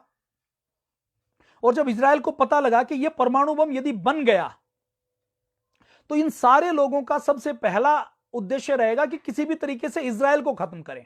अब मैं आपको इजराइल के बारे में बताता हूं। मिडल ईस्ट में आप देखिए, इजराइल, ये जो नाखून है ना, इसके बराबर है। आप ये हथेली देख रहे हैं ना, ये पूरा अरब है। इस अरब में जो इजराइल है वो कितना है? नाखून के बराबर। ये जो मेरा नाखून आपको दिखाई दे रहा है ना, इजराइल की जनसंख्या कितनी है? 50 लाख की। अरब की जनसंख्या कितनी है? लगभग 50 करोड़ की। तो इस बड़ी जनसंख्या के अंदर वो बीच में सरवाइव करते हैं, और सरवाइव नहीं करते, बहुत स्वाभिमान के साथ रहते हैं। और हर बार जब उनकी लड़ाई होती है, एक बार तो 6 देशों के साथ लड़ाई हुई, तो 6 के 6 देशों को उन्होंने 6 दिन के अंदर हरा दिया। ऐसा इजराइल है। अब ये जो इजराइल काम करता है, ये छत्रपति शिवाजी महाराज की माइक्रो प्लानिंग के ऊपर, उनकी सर्जिकल स्ट्राइक के ऊपर, उनके रास्ते के ऊपर काम करता है। भारत ने छत्रपति शिवाजी महाराज को भुला दिया, लेकिन इजराइल ने छत्रपति शिवाजी महाराज की वार टेक्नोलॉजी को याद रखा। मैं ये नहीं कहता कि वो छत्रपति शिवाजी महाराज का नाम लेते हैं, लेकिन छत्रपति शिवाजी महाराज की वार टेक्नोलॉजी को आज पूरी दुनिया में कोई प्रयोग करने वाला देश है तो वो इजराइल है। तो इजराइल ने एक बार क्या हुआ, जो परमाणु संयंत्र बने हुए थे उनके ऊपर एक योजना बनाई कि अब तो ये यूएनओ वगैरह से बात करने का कोई फायदा नहीं, कोई अमेरिका से बात नहीं करनी, कोई प्रतिबंधों की चिंता नहीं करनी। विश्व समुदाय गया एक साइड में, जब हम जिंदा रहेंगे तो ही तो हमारे लिए यूएनओ है। और उन्होंने योजना बनाई कि तो हमारा छोटा सा देश है, परमाणु बम अरब देशों में से एक ने भी बना लिया तो पहला बम हमारे ऊपर गिरने वाला है। और ये जब बम बना लेंगे तो बनाकर जब गिराएंगे तो इनके लिए कोई नियम कायदे कानून, कोई शांति, कोई विश्व शांति, कोई मानवता कुछ नहीं है।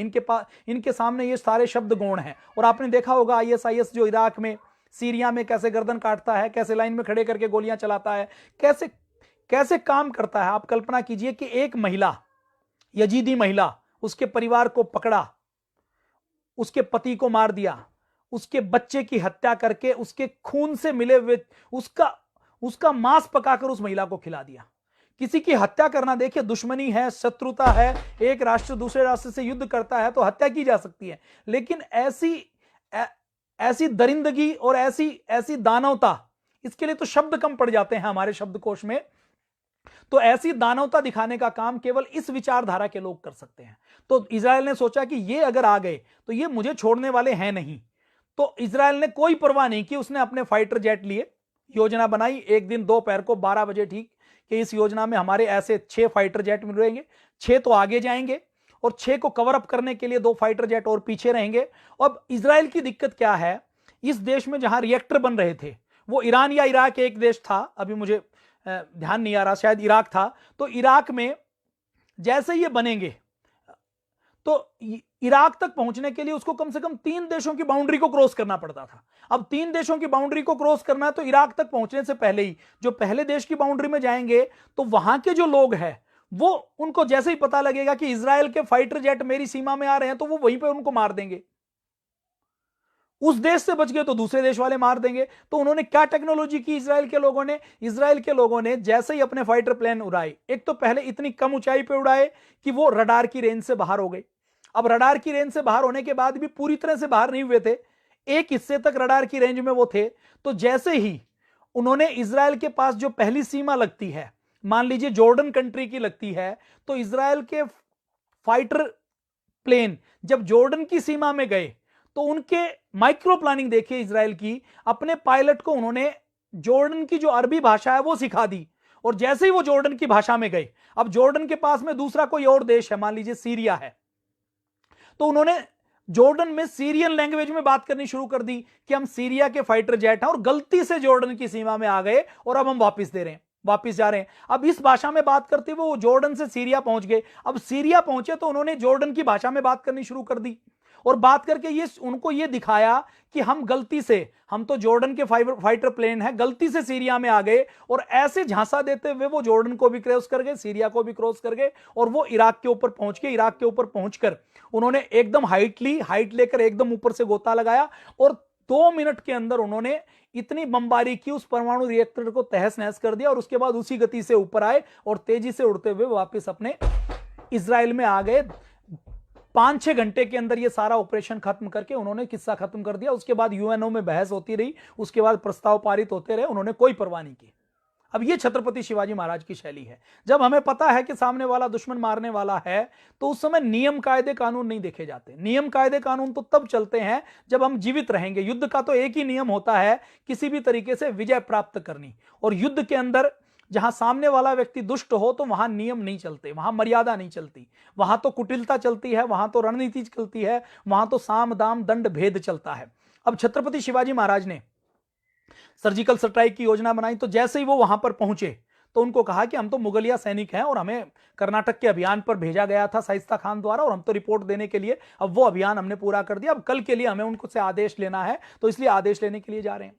अब दूसरी चौकी के ऊपर रोका गया तो वहां भी उन्होंने घुमा फिरा के बात करके उनको कहा कि हम तो यही सैनिक हैं और अब छत्रपति शिवाजी महाराज के गुप्तचर हैं अंदर, तो इसलिए अंदर उनको पूरी जानकारी है। तो उनसे बातचीत करते हुए वो उनके 2-3 अधिकारियों के नाम भी लेते हैं, उस समय के जो अभियान चल रहे हैं उन अभियानों की जानकारी भी दे देते हैं। और वास्तव में शाइस्ता खान की सेना उस दिशा में गई भी होती है, लेकिन सैनिक दूसरे होते हैं। तो छत्रपति शिवाजी महाराज उन सैनिकों के नाम पर अपनी एंट्री करवा देते हैं। अब एंट्री करवाने के बाद वो महल के पास जाकर छिप जाते हैं, शाम होते ही छिप जाते हैं। और शाम होने के बाद जैसे ही आधी रात होती है, अब छिपते शाम को हैं, अब शाम को महल के अंदर एंट्री करेंगे तो महल की सुरक्षा और ज्यादा कड़ी है।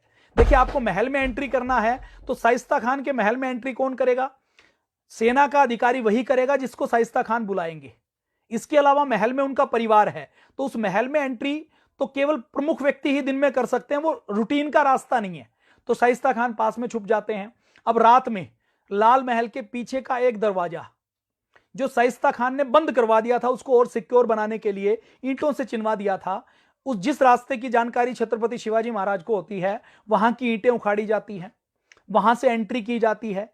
एंट्री करके फिर महल के अंदर छुपा जाता है। और जब आधी रात हो जाती है तो छत्रपति शिवाजी महाराज अपने सैनिकों को अलग अलग दिशाओं में डिप्यूट कर देते हैं ताकि बाहर से भी कोई आए तो उनकी तरफ ना जाए। और एक सैनिकों के अपने ग्रुप को वो भेजते हैं, वहां पर एक नगाड़ खाना होता है। देखिए, हर जगह जहां महल होता है तो वहां पर कुछ वाद्य यंत्र बनाने वाले, धवनी नगाड़े बजाने वाले लोग होते हैं। तो नगाड़ खाने में जाता है और वो उनको कहता है कि जैसे ही संकेत मिले तो नगाड़े बजवाना शुरू कर देता है, संगीत करवाना शुरू कर देता है, ताकि अंदर के महल की आवाज बाहर नहीं जाए और बाहर की सेना अंदर नहीं आए।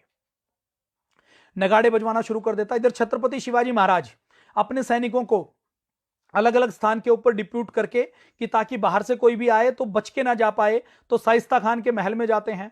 शाइस्ता खान महल में जनानियों के बीच में होता है, तो शाइस्ता खान के पास जाकर छत्रपति शिवाजी महाराज उसके ऊपर वार करते हैं।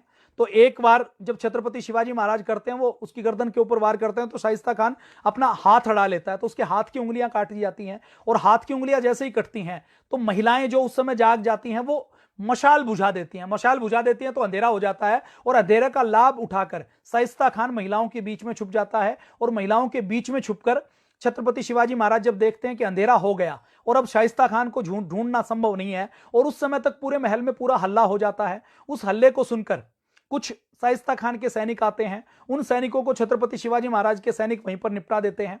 शाइस्ता खान का बेटा जो वहीं शाइस्ता खान के पास में सो रहा होता है, पास के कमरे में, वो अकेला बाहर आता है हथियार लेकर, तो उसको भी छत्रपति शिवाजी महाराज के सैनिक वहीं पर निपटा देते हैं। वो कुछ भी नहीं कर पाता। एक सैनिक मराठा के ऊपर हाथ उठाने की कोशिश करता है और वहीं पर मारा जाता है। अब जब छत्रपति शिवाजी महाराज देखते हैं कि अब शाइस्ता खान मिलने वाला नहीं है, उसकी उंगलियां कट गई हैं, अब छत्रपति शिवाजी महाराज ये सोच लेते हैं कि सर्जिकल स्ट्राइक हो गई है और इसकी यदि उंगलियां भी कटी हैं तो भी ये बड़ा काम है, इसकी बेइज्जती तो हो ही गई, हमारा यहां आना और आकर वापिस जाना सुरक्षित, ये बहुत बड़ी बात है। और इसके बाद मुगल सल्तनत की इतनी बेइज्जती होगी कि और हमें कुछ करने की आवश्यकता नहीं पड़ेगी। तो छत्रपति शिवाजी महाराज, नगाड़े बज रहे होते हैं तो बाहर की सेना को पता नहीं लग पाता, उनको कोई शब्द संकेत नहीं मिल पाता, उनको अंदाजा भी नहीं होता कि महल में क्या हो रहा है। अब शाइस्ता खान है वो अपनी धुन का व्यक्ति है, तो बाहर की सेना के लोग खा पीकर रमजान में खूब ठूस ठूस कर खाकर सो रहे होते हैं, तो एक तो उनको उठने की वैसे ही फुर्सत नहीं है। दूसरा, शाइस्ता खान के बारे में पता है कि शाइस्ता खान का कब मन चल जाए तो वो संगीत कर ले, रात को मुजरा सुनना शुरू कर दे, रात को नगाड़े बजाना शुरू कर दे, क्योंकि वो बहुत सनकी आदमी है, इसलिए वो सैनिक भी ज्यादा परवाह नहीं करते। अब छत्रपति शिवाजी महाराज निकलते हैं, और जब निकलते हैं तो इतने जो महल के सैनिक होते हैं, बाहर की सेना में तो पता नहीं लग पाता, लेकिन जो महल के सैनिक होते हैं वो जाग जाते हैं। जो पहरेदार हैं वो सोए हुए पहरेदारों को भी उठा लेते हैं और वो चिल्लाने लग जाते हैं कि कोई ना कोई दुश्मन आया है। अब छत्रपति शिवाजी महाराज के खुद जो सैनिक हैं वो महल में बाहर निकलते हैं, तो बाहर निकलते निकलते चिल्लाते हैं, गनी गनी गनी, दुश्मन दुश्मन, पकड़ो पकड़ो, और वो ऐसे शो करते हुए भागते हैं कि जैसे वो दुश्मन को पकड़ने के लिए भाग रहे हैं। अब जो मुगल सैनिक है उनको भी पता नहीं लग पाता कि ये हमारे सैनिक हैं या दूसरे सैनिक हैं। अब छत्रपति शिवाजी महाराज ने एक काम और किया, अब वो जिस रास्ते से एंट्री उन्होंने की थी उस रास्ते से बाहर नहीं निकले। वो जो बाहर निकलते हैं जंगल के रास्ते से बाहर निकलते हैं, और अपने साथ जो 400 सैनिकों में से कुछ सैनिकों को एक दूसरे रास्ते के ऊपर खड़ा कर देते हैं, कुछ सैनिकों को दूसरे रास्ते के ऊपर मशाल जलवाकर खड़ा कर देते हैं। और शाइस्ता खान के सैनिकों को यह लगता है कि अभी भी दुश्मन कहीं आसपास है, और जब तक वहां पर दुश्मन को समझने का मौका मिलता है, छत्रपति शिवाजी महाराज वापस अपने किले में पहुंच जाते हैं। अब यह घटना देखने में तो छोटी है, शाइस्ता खान को जैसे उंगलियां कटते हैं तो शाइस्ता खान की और पूरी मुगल सल्तनत की खूब थू-थू होती है। अगले दिन जो औरंगजेब है, औरंगजेब उस समय कहां है? 1963 के आसपास औरंगजेब है। ये जो सर्जिकल स्ट्राइक हुई है ना, ये 2 साल बाद 1960 में 59 में अफजल खान का वध किया, 1960 में पुणे पहुंचा शाइस्ता खान, और पुणे पहुंचने के बाद 2 साल तक वो उत्पात मचाता रहता। 1663 में जब ज्यादा उसका उत्पाद होता तो छत्रपति शिवाजी महाराज ये सर्जिकल स्ट्राइक करते हैं। सर्जिकल स्ट्राइक में काटनी थी शाइस्ता खान की गर्दन, लेकिन उसकी उंगलियां कटना, केवल उंगलियां कटना नहीं है, गर्दन कटती तो शायद हो सकता है कि वो शहीद हो जाता, लेकिन उसकी उंगलियां कटने से, उसके मरने से भी ज्यादा बेइज्जती उसकी हुई। ये उंगलियां केवल शाइस्ता खान की नहीं कटी थी, ये पूरे मुगल सल्तनत की नाक कटी थी। क्योंकि मुगल सल्तनत के बारे में, जैसे जो बड़े जो राजा होते हैं, महाराजा होते हैं, उनकी दादागिरी और उनका नाम चलता है। उनके इलाके में कोई उनकी नाक के नीचे घुसकर उनकी नाक काट ले जाए तो ये उनके लिए बहुत बड़ी इंसल्ट की बात होती है। तो औरंगजेब उस समय कहां होता है? औरंगजेब होता है मराठवाड़ा से, पुणे से 1500 कोस दूर कश्मीर में। अगले दिन औरंगजेब को खबर मिलती है, अपना जो तंत्र होता है, अगले दिन तो क्या मिली होगी, 3-4-5 दिन बाद मिली होगी। तो जैसे उसको खबर मिलती है तो औरंगजेब अपना माथा पीट लेता है, और औरंगजेब ये कहता है कि ये शाइस्ता खान यदि मेरा मामा नहीं होता तो जिसने मुगल सल्तनत की इतनी इंसल्ट करवाई है, मैं उसकी गर्दन कटवाकर, उसकी खाल खिंचवाकर, उसमें भूसा भरवाकर, उसको मैं चारों दिशाओं में टुकड़े करवाकर अपने दिल्ली के दरबार में चौक में लटका देता। अब पूरे मुगल सल्तनत में और पूरे देश में छत्रपति शिवाजी महाराज की सर्जिकल स्ट्राइक के बाद होता क्या है? छत्रपति शिवाजी महाराज की जय जयकार होती है, और ये जो मुगल सेना है इसका मोरल डाउन हो जाता है। और जो मराठा सेना है, जो छत्रपति शिवाजी महाराज की सेना है, इसका मोरल बहुत बुस्ट हो जाता है कि हमारे सामने अब कोई भी आ जाए। अफजल खान आया 80,000 की सेना लेकर, उसको हमने मजा चखा दिया। शाइस्ता खान आया पूरे मुगल साम्राज्य की 1.5 लाख की सेना लेकर, उसको हमने मजा चखा दिया, तो हम कुछ भी कर सकते हैं। और इस दुनिया में जितने काम होते हैं वो सारे काम पॉजिटिव थिंकिंग से होते हैं, सकारात्मक सोच से होते हैं। वो सारे काम यदि होते हैं तो वो पॉजिटिव एटीट्यूड से होते हैं, उत्साह से होते हैं, मोटिवेशन से होते हैं। तो छत्रपति शिवाजी महाराज खुद सर्जिकल स्ट्राइक करने के लिए गए हैं। तो हर व्यक्ति क्या देखता है कि ये जो छत्रपति शिवाजी महाराज है यही हमें बचा सकता है और यही हमारा मसीहा हो सकता है, और इससे अच्छा कोई राजा नहीं हो सकता। अब ये होने के बाद मुगल साम्राज्य में क्या होता है, मुगलों के सैनिक और मुगल दरबार में चर्चा क्या होती है, औरंगजेब की नाक कट जाती है, और नाक कटने के बाद मुगल सैनिकों में यह चर्चा होती है कि जो छत्रपति शिवाजी महाराज है ना, ये कोई भूत प्रेत विद्या को जानता है। ये अच्छा, पुराने जमाने में कोई फैक्ट तो होते नहीं थे, लोगों के अंदर अंधविश्वास भी होते थे, तो लोग बात करते थे कि ये कुछ ऐसी विद्या जानता है कि एक समय पर 2 जगह पर भी रह सकता है। ये कोई ऐसी विद्या जानता है कि अदृश्य होकर दूसरी जगह प्रकट हो जाता है। तो पूरे मुगल सैनिकों का मोरल बहुत डाउन हो जाता है। अब औरंगजेब, ये शाइस्ता खान वाला मामला होने के बाद किसी भी सूबेदार को किसी से बात करता है तो आपस में जो बात करते हैं वो कहते हैं कि हम बिना हथियार के शेर से लड़ने के लिए तैयार हैं। हमें जंगल में छोड़ दिया जाए और बिना हथियारों के शेर से लड़ने के लिए कहा जाए तो हम शेर से लड़ लेंगे, लेकिन कोई हमें सेना देकर कोई ये कहे कि हम पूरी दुनिया की संपत्ति देंगे और छत्रपति शिवाजी महाराज से लड़ लें, तो शिवाजी महाराज से हमें नहीं लड़ना। अफजल खान और शाइस्ता खान के बाद शिवाजी महाराज का जो कद है वो पूरे देश में बढ़ गया। और देश में केवल मुगल नहीं है, डच हैं, फ्रांसीसी हैं, अंग्रेज हैं, पुर्तगाली हैं, उन सबके बीच में छत्रपति शिवाजी महाराज का कद बढ़ गया। और सारा जो स्वराज्य है छत्रपति शिवाजी महाराज का, जितनी जनता है, जितने सैनिक है, उनका मोरल बहुत बूस्टअप हो गया। तो ये सर्जिकल स्ट्राइक होती है। ये सर्जिकल स्ट्राइक करने का काम छत्रपति शिवाजी महाराज ने किया। अब इसकी माइक्रो प्लानिंग देखिए। छत्रपति शिवाजी महाराज की जगह कोई और होता तो वो अपने 400 सैनिकों को मरवा डालता। उस समय कोई ऐसी कोई आधुनिक टेक्नोलॉजी नहीं थी, कोई बुलेट प्रूफ जैकेट नहीं थी किसी के पास। छत्रपति शिवाजी महाराज की माइक्रो प्लानिंग, सैनिकों का चुनाव कैसे करना है, दिन का चुनाव क्या करना है, समय का चुनाव क्या करना है, ऋतु का चुनाव क्या करना है, सैनिक किस समय खा पीकर पड़े होंगे, स्थान की जानकारी, जासूसों का उपयोग, क्या वेशभूषा पहननी है जो मुगल सैनिकों जैसी दिखाई दे, किस भाषा का प्रयोग करना है, किस चौकी पर रोका जाएगा, वहां पर क्या उत्तर देना है। सर्जिकल स्ट्राइक करेंगे तो नॉर्मल कंडीशन क्या होगी, अबनॉर्मल कंडीशन क्या होगी, इमरजेंसी कंडीशन क्या हो सकती है। तो छत्रपति शिवाजी महाराज ने तीनों स्थितियों का विश्लेषण किया कि महल में जाएंगे तो हल्ला होगा, चीख पुकार होगी, तो चीख पुकार को दबाना है तो संगीत में नगाड़े बजवाने के लिए एक टीम को लगाया कि नगाड़े बजाएंगे। वापसी का रास्ता क्या होगा, वापसी करते हुए क्योंकि सेना बहुत बड़ी है, 400 सैनिकों का पीछा करेंगे तो पीछा करते करते पकड़ जाएंगे, तो 80,000 की जो उस समय छावनी में सेना है, देखिए शाइस्ता खान की 1.5 लाख की सेना में 80,000 की सेना पुणे के महल के आसपास है, बाकी सेना अलग अलग जगह उसने डिप्यूट की हुई है। तो उस सेना से बच के कैसे निकलना है, दुश्मन को धोखा कैसे देना है, ये सारी माइक्रो प्लानिंग छत्रपति शिवाजी महाराज ने बहुत बारीकी से की। और इस सर्जिकल स्ट्राइक से छत्रपति शिवाजी महाराज का जो मोरल बूस्ट हुआ, जो सारी चीज हुई वो तो हुई ही, शाइस्ता खान का एक बेटा मारा गया। दुश्मन के मर्म पर चोट करना, दुश्मन का की नाक काटना, दुश्मन के बेटे को मारना, मुगल सल्तनत की नाक काटना, मुगल सल्तनत का मोरल डाउन करना, ये सब इस सर्जिकल स्ट्राइक से छत्रपति शिवाजी महाराज को मिला।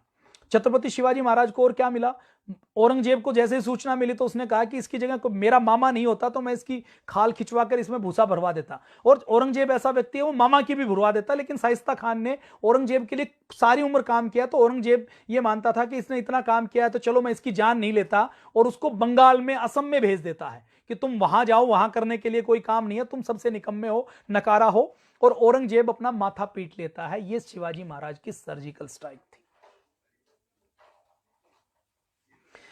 आजकल वार रूम होते हैं ना, तो छत्रपति शिवाजी महाराज अपना वार रूम रखते थे। छत्रपति शिवाजी महाराज की सेना में कम्युनिकेशन गैप नहीं था। हर सैनिक के साथ उनकी माइक्रो डिटेलिंग थी कि किस सैनिक को क्या काम करना है, और जो काम करना है उसमें उन्होंने 3 स्थितियों के ऊपर सोचते थे कि नॉर्मल तो ऐसा होगा, लेकिन नॉर्मल में हो सकता है कोई परिस्थिति बदल जाए, तो अब नॉर्मल ये हो सकता है, इमरजेंसी ये हो सकता है। ये छत्रपति शिवाजी महाराज की प्लानिंग थी, डिटेल प्लानिंग थी, वार रूम प्लानिंग थी। छत्रपति शिवाजी महाराज और उसके जवान जोशीले तो थे लेकिन जल्दबाज नहीं थे। उन्होंने धैर्य का भी पालन किया, वेट किया 3 साल तक। शाइस्ता खान उपद्रव मचाता रहा तो जाकर उससे उलझे नहीं, उसको जब बहुत आराम से उसको रिलैक्स करने के बाद जब उसको घमंड हो गया कि मुझे कोई महल में कोई छेड़ नहीं सकता, तो उस समय जाकर सर्जिकल स्ट्राइक से की। कैसे कैंप में जाना है, कहां जाना है, किस रफ्तार से जाना है, कैसे लौटना है, कैसे चकमा देना है, ये सारी डिटेल प्लानिंग छत्रपति शिवाजी महाराज ने की। और 5 अप्रैल 1663 को मुझे लगता है कि ये जो दिन है ना, इस दिन को राष्ट्रीय दिवस के रूप में मनाना चाहिए। हमारे बच्चे को तो शाइस्ता खान के बारे में पता नहीं होगा, हमारे बच्चों को तो यूं भी नहीं पता होगा कि छत्रपति शिवाजी महाराज ने क्या किया, किस प्रकार की डिटेल प्लानिंग हमारे पूर्वज करते थे। तो ये 5 अप्रैल का दिन आप नोट कर लीजिए, मुझे भी ध्यान रहेगा तो मैं सोशल मीडिया में इस चीज के बारे में, शाइस्ता खान के ऊपर सर्जिकल स्ट्राइक के रूप में इसको मनाया जाना चाहिए। राष्ट्रीय त्योहार हैं ये, इन त्योहारों को मनाएंगे तो इसके इतिहास की बात करेंगे, इसके अतीत की बात करेंगे। ये सारे छत्रपति शिवाजी महाराज का जीवन रहा। तो ये हमने एक सर्जिकल स्ट्राइक की बात की है।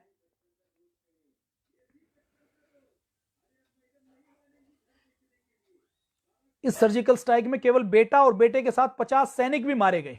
अब एक इतिहासकार हैं जदुनाथ सरकार, वो कहते हैं कि इस सर्जिकल स्ट्राइक से, इस आक्रमण से जो साहस और जो चतुराई मराठा वीरों ने दिखाई, उसके बाद छत्रपति शिवाजी महाराज का सम्मान पूरे देश और दुनिया में बहुत बड़ी तरह से बढ़ गया। और वो आगे लिखते हैं कि मुगल सैनिक, मुगल बुद्धिजीवी, मुगल सेना बार बार ये बात करती थी कि ये छत्रपति शिवाजी महाराज कोई शैतान का अवतार है और इसके लिए कोई भी काम मुश्किल नहीं है, इससे पंगा लेना ठीक नहीं है।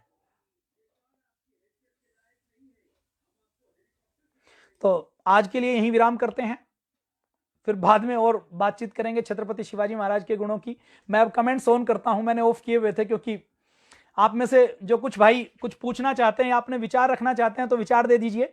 और आपको अच्छा लगा हो तो इसलिए नहीं कि मुझे कोई अपने आप को शेयर करवाना है, देखिए मुझे बिल्कुल वो विषय नहीं है कि आप इसको शेयर करें। आप, ये कंटेंट कॉपीराइट फ्री है, इस कंटेंट को आप प्रयोग करें, आप बोलें, आप लिखें, आप बताएं। और आप इसको शेयर करना चाहें तो शेयर कर दीजिए, वॉच पार्टी कीजिए इसको, इस लिंक को कॉपी करके व्हाट्सएप के ग्रुप में डालिए, अपने जो जानकार हैं उनको बताइए। आपने तो सुन लिया आपके घर में, यदि आपने अपने बच्चों के साथ इसको नहीं सुना तो आप अपने बच्चों के साथ इसको जरूर सुनिए। देखिए मैं कोई इस विषय का एक्सपर्ट नहीं हूं, लेकिन मैंने छत्रपति शिवाजी महाराज के बारे में जो मिला, मैं पिछले 2 साल से लगातार पढ़ रहा हूं। और 2 साल से लगातार पढ़ने के बाद जो मैं चिंतन मनन मंथन कर पाया, उसके बाद मैं वो विचार आपके सामने रख रहा हूं। ये छत्रपति शिवाजी महाराज का जीवन चरित्र अद्भुत है। मेरा आगे मन है कि छत्रपति शिवाजी महाराज के ऊपर तो हमें एक श्रृंखला चलानी चाहिए, हमारे पूरे हिंदुस्तान में जन जागरण के व्याख्यान चलने चाहिए। और छत्रपति शिवाजी महाराज के बारे में अभी और बातचीत करेंगे। आप लोगों में से कुछ लोगों ने जो पहले के एपिसोड नहीं देखे, अफजल खान का वध कैसे हुआ, छत्रपति शिवाजी महाराज ने पहला किला कैसे जीता, तो मेरे फेसबुक के ऊपर आप जाएंगे तो आपको कल परसों के छत्रपति शिवाजी महाराज की 3 अप्रैल को पुण्यतिथि थी, तो 3 अप्रैल की रात को 10 बजे मैंने एक लाइव किया था, उसके बाद 4 अप्रैल को लाइव किया, उसके बाद आज 5 अप्रैल है। तो इन तीनों दिनों के एपिसोड आप जरूर देख लीजिए। ये छत्रपति शिवाजी महाराज की जीवनी के बारे में बताते हैं, तो आप इसको शेयर कर दीजिए। आपके कमेंट्स में पढ़ रहा हूं, आपको कुछ पूछना है तो पूछ भी सकते हैं, आप कमेंट्स में पूछेंगे तो अभी 10 मिनट तक हम सवाल जवाब लेते हैं। आप अपनी प्रतिक्रिया दे सकते हैं, आपके मन में कोई सवाल हो तो वो बता सकते हैं, कोई जानकारी ऐसी हो जो मुझे नहीं पता हो तो मैं आपसे सीखना चाहता हूं, आप वो भी लिखिए, मैं उसको भी अपने जब भी समय मिलेगा मैं उसको बोलता रहूंगा। आपके कमेंट्स मेरे सामने अभी आ रहे हैं। भाई रोहित कुमार जी का कमेंट्स आया है जो ओम कर रहे हैं, ओम रोहित जी। भाई योगाचार्य प्रकाश जी का आया है, उनको भी ओम। योगाचार्य मोहन प्रसाद जी का आया है जो थैंक्स कह रहे हैं, आपका थैंक्स, आपने समय निकालकर मुझे सुना। भाई संजीव कुमार भाटिया जी का भी धन्यवाद। भाई आचार्य अवनीश जी का बहुत धन्यवाद। रवि दत्त जी का धन्यवाद। MKD का बहुत धन्यवाद हमारे भाई आचार्य अवनीश जी। भाई साकेत कुमार, इन सब का बहुत बहुत धन्यवाद। बहन संजीवनी मैंने, उनका भी बहुत बहुत धन्यवाद। सोशल मीडिया में बहुत एक्टिव रहती हैं हमारी बहन, बहुत एक्टिव रहती हैं। सूरजकांत मंडल जी का भी बहुत धन्यवाद। प्रांजलि न्यू सरकार जी, उनका भी बहुत धन्यवाद, हमारे राष्ट्रबंधु का।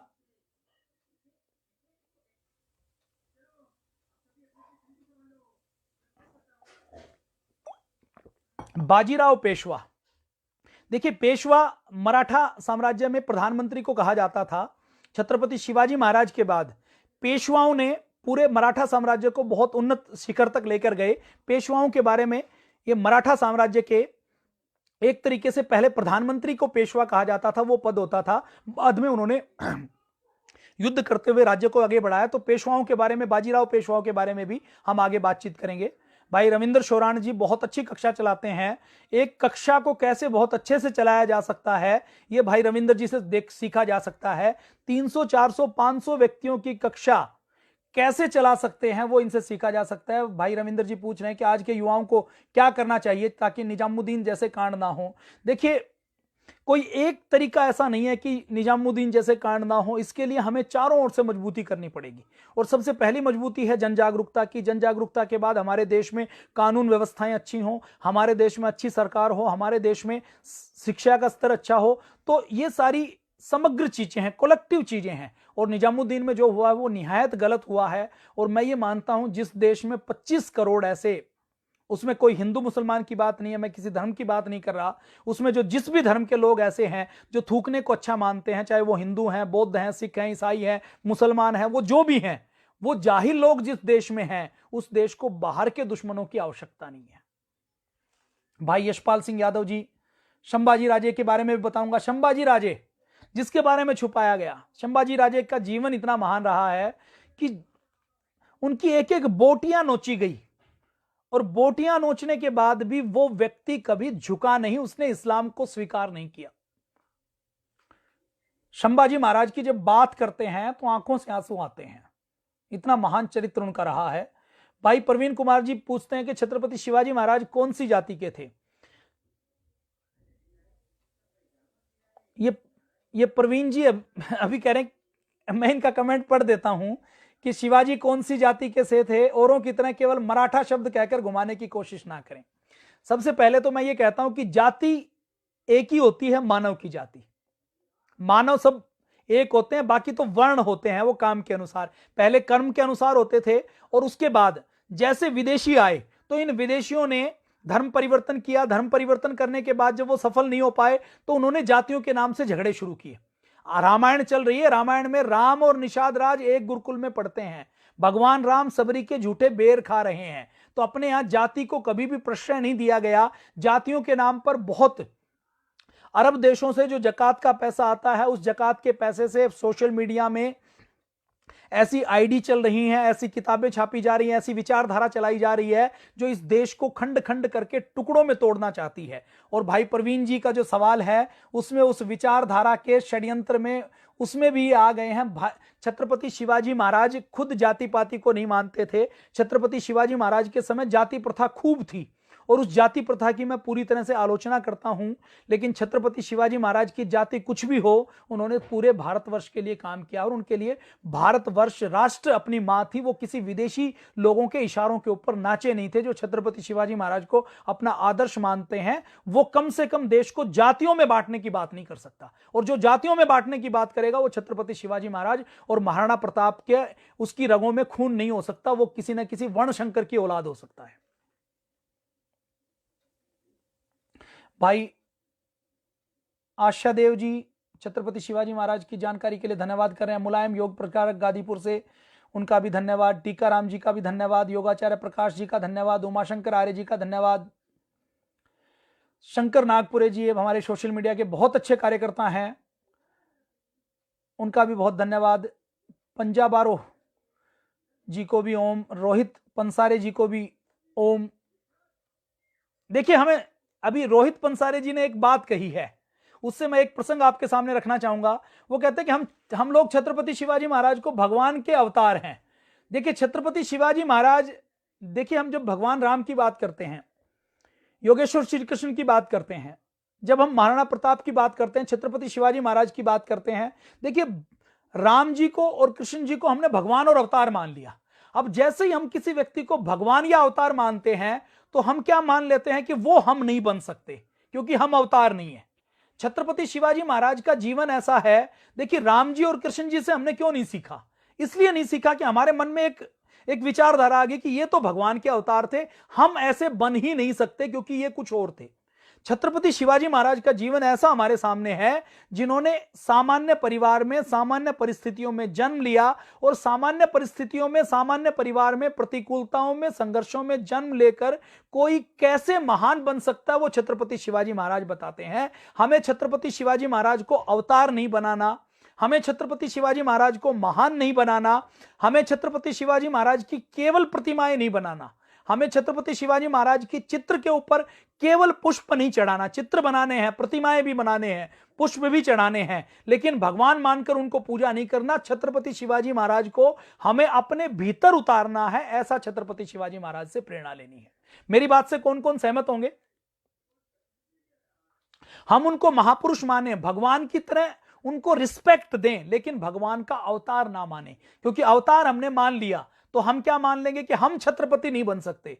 हम क्या कहते हैं कि छत्रपति जैसे साधारण परिवार में जन्म आपका भी हुआ है और आपका उससे अच्छे परिवार में हुआ है तो आप भी छत्रपति बन सकते हैं। और छत्रपति शिवाजी महाराज के जीवन में यही विशेषता है कि छत्रपति शिवाजी महाराज का जीवन पढ़ते हैं तो हमें लगता है कि हम भी यह कर सकते हैं। राम जी का जीवन पढ़ते हैं तो राम जी बनना सबके लिए संभव नहीं हो पाता, कृष्ण जी बनना सबके लिए संभव नहीं हो पाता। मैं लाला लाजपत राय जी की बात करता हूं। 1910-15 में जब लाला लाजपत राय जी ने देखा कि 1857 की क्रांति के बाद ये तो भारत की नसें, भारत की रगों में जो लहू है वो उबल नहीं रहा, भारत के युवाओं को प्रेरणा नहीं मिल रही, और उस समय तक छत्रपति शिवाजी महाराज को अंग्रेजों ने दबा दिया है, पुस्तकों में पढ़ाया नहीं जा रहा, उनके लिए उनके छत्रपति शिवाजी महाराज की जीवनी नहीं है, पुस्तकें नहीं है, उनके बारे में कोई बोलने वाला बताने वाला नहीं है। वहां पर तो है, महाराष्ट्र में लोकमान्य तिलक ने कुछ काम किया। छत्रपति शिवाजी महाराज कि रायगढ़ के किले में जब उन्होंने समाधि देखी तो उस समाधि का कलेक्शन करके 19वीं शताब्दी के शुरू में लोकमान्य तिलक ने उस समाधि का जीर्णोद्धार करके छत्रपति शिवाजी महाराज के नाम पर कार्यक्रम करवाने शुरू किए। लोकमान्य तिलक ने यह किया, और लोकमान्य तिलक के साथ साथ लाला लाजपत राय, जो लाल बाल पाल की तीकड़ी जिसको कहा जाता है, उस लाल बाल पाल की टीकड़ी में लाला लाजपत राय जी को कोई पुस्तक लिखनी थी जिससे वो भगत सिंह तैयार कर सकें, तो उन्होंने छत्रपति शिवाजी महाराज की जीवनी लिखी, लाला लाजपत राय जी की लिखी। मैंने एक एक शब्द उसका पढ़ा है, उसके बारे में मैं बताऊंगा आपको। तो लाला लाजपत राय की जीवनी आपको अमेजन के ऊपर मिल जाएगी, आप चाहें तो उसको भी पढ़ सकते हैं। तो छत्रपति शिवाजी महाराज के बारे में लाला लाजपत राय लिखते हैं, और लाला लाजपत राय यही लिखते हैं कि हर व्यक्ति को, हर युवा को छत्रपति शिवाजी महाराज जैसा बनना है। संभाजी महाराज की जीवनी के बारे में शंकर नागपुरे जी कहते हैं कि बताइए, जरूर बताएंगे।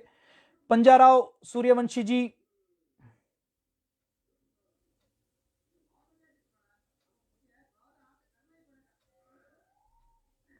रोहित जी, यशपाल जी, विक्रम सैनी जी हमारे पुराने कार्यकर्ता हैं, सुरेश कटकड़े जी, इन सब का भी धन्यवाद, सभी को सादर प्रणाम, नमस्ते। हिंदू भंवर गर्ग जी, विक्रम सैनी जी, भूपेंद्र सिंह जी, शंकर नागपुरे जी, रोहित पंसारे जी। भाई शंकर नागपुरे जी पूछते हैं कि छत्रपति शिवाजी महाराज के ऊपर कौन सी एक जीवनी लगी। तो देखिए, आप जीवनी कोई भी पढ़ सकते हैं, सारी जीवनियां अच्छी हैं, लेकिन किसी एक जीवनी से समग्र दर्शन नहीं मिलता।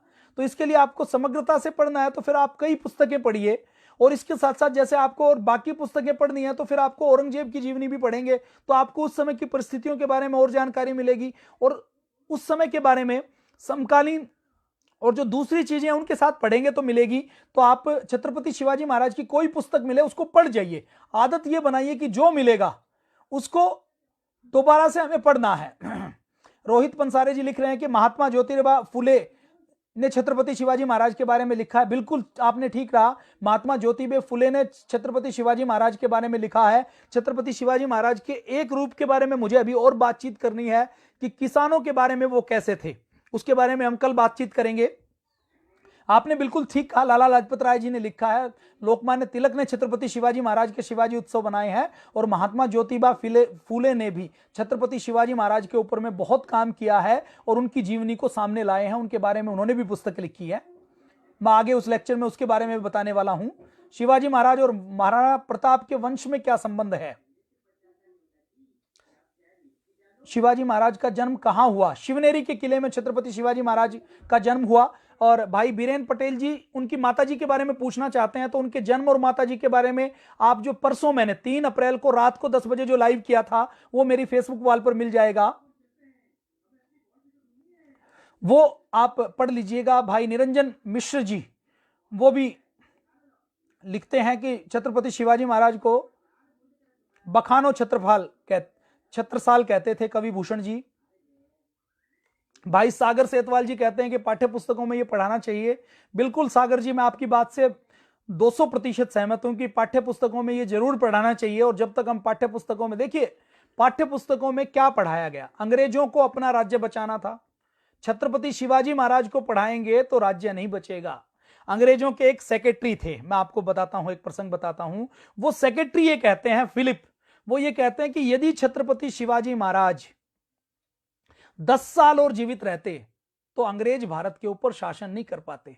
अब जिन्होंने पाठ्यक्रम बनाया उनको भारत के ऊपर शासन करना है तो शिवाजी को नहीं पढ़ा सकते। शिवाजी को पढ़ाएंगे तो भारत के ऊपर शासन नहीं कर सकते। इसलिए पाठ्यक्रम से छत्रपति शिवाजी महाराज को गायब किया गया। अब छत्रपति शिवाजी महाराज को पाठ्यक्रम से गायब कर सकते हैं, हमारे दिल से गायब नहीं कर सकते। हम और आप छत्रपति शिवाजी महाराज के बारे में बातचीत करेंगे और आवश्यकता पड़ेगी तो हम पूरे देश में छत्रपति शिवाजी महाराज के बारे में हम वर्कशॉप आयोजित करेंगे कि मैं छत्रपति शिवाजी महाराज कैसे बनूं।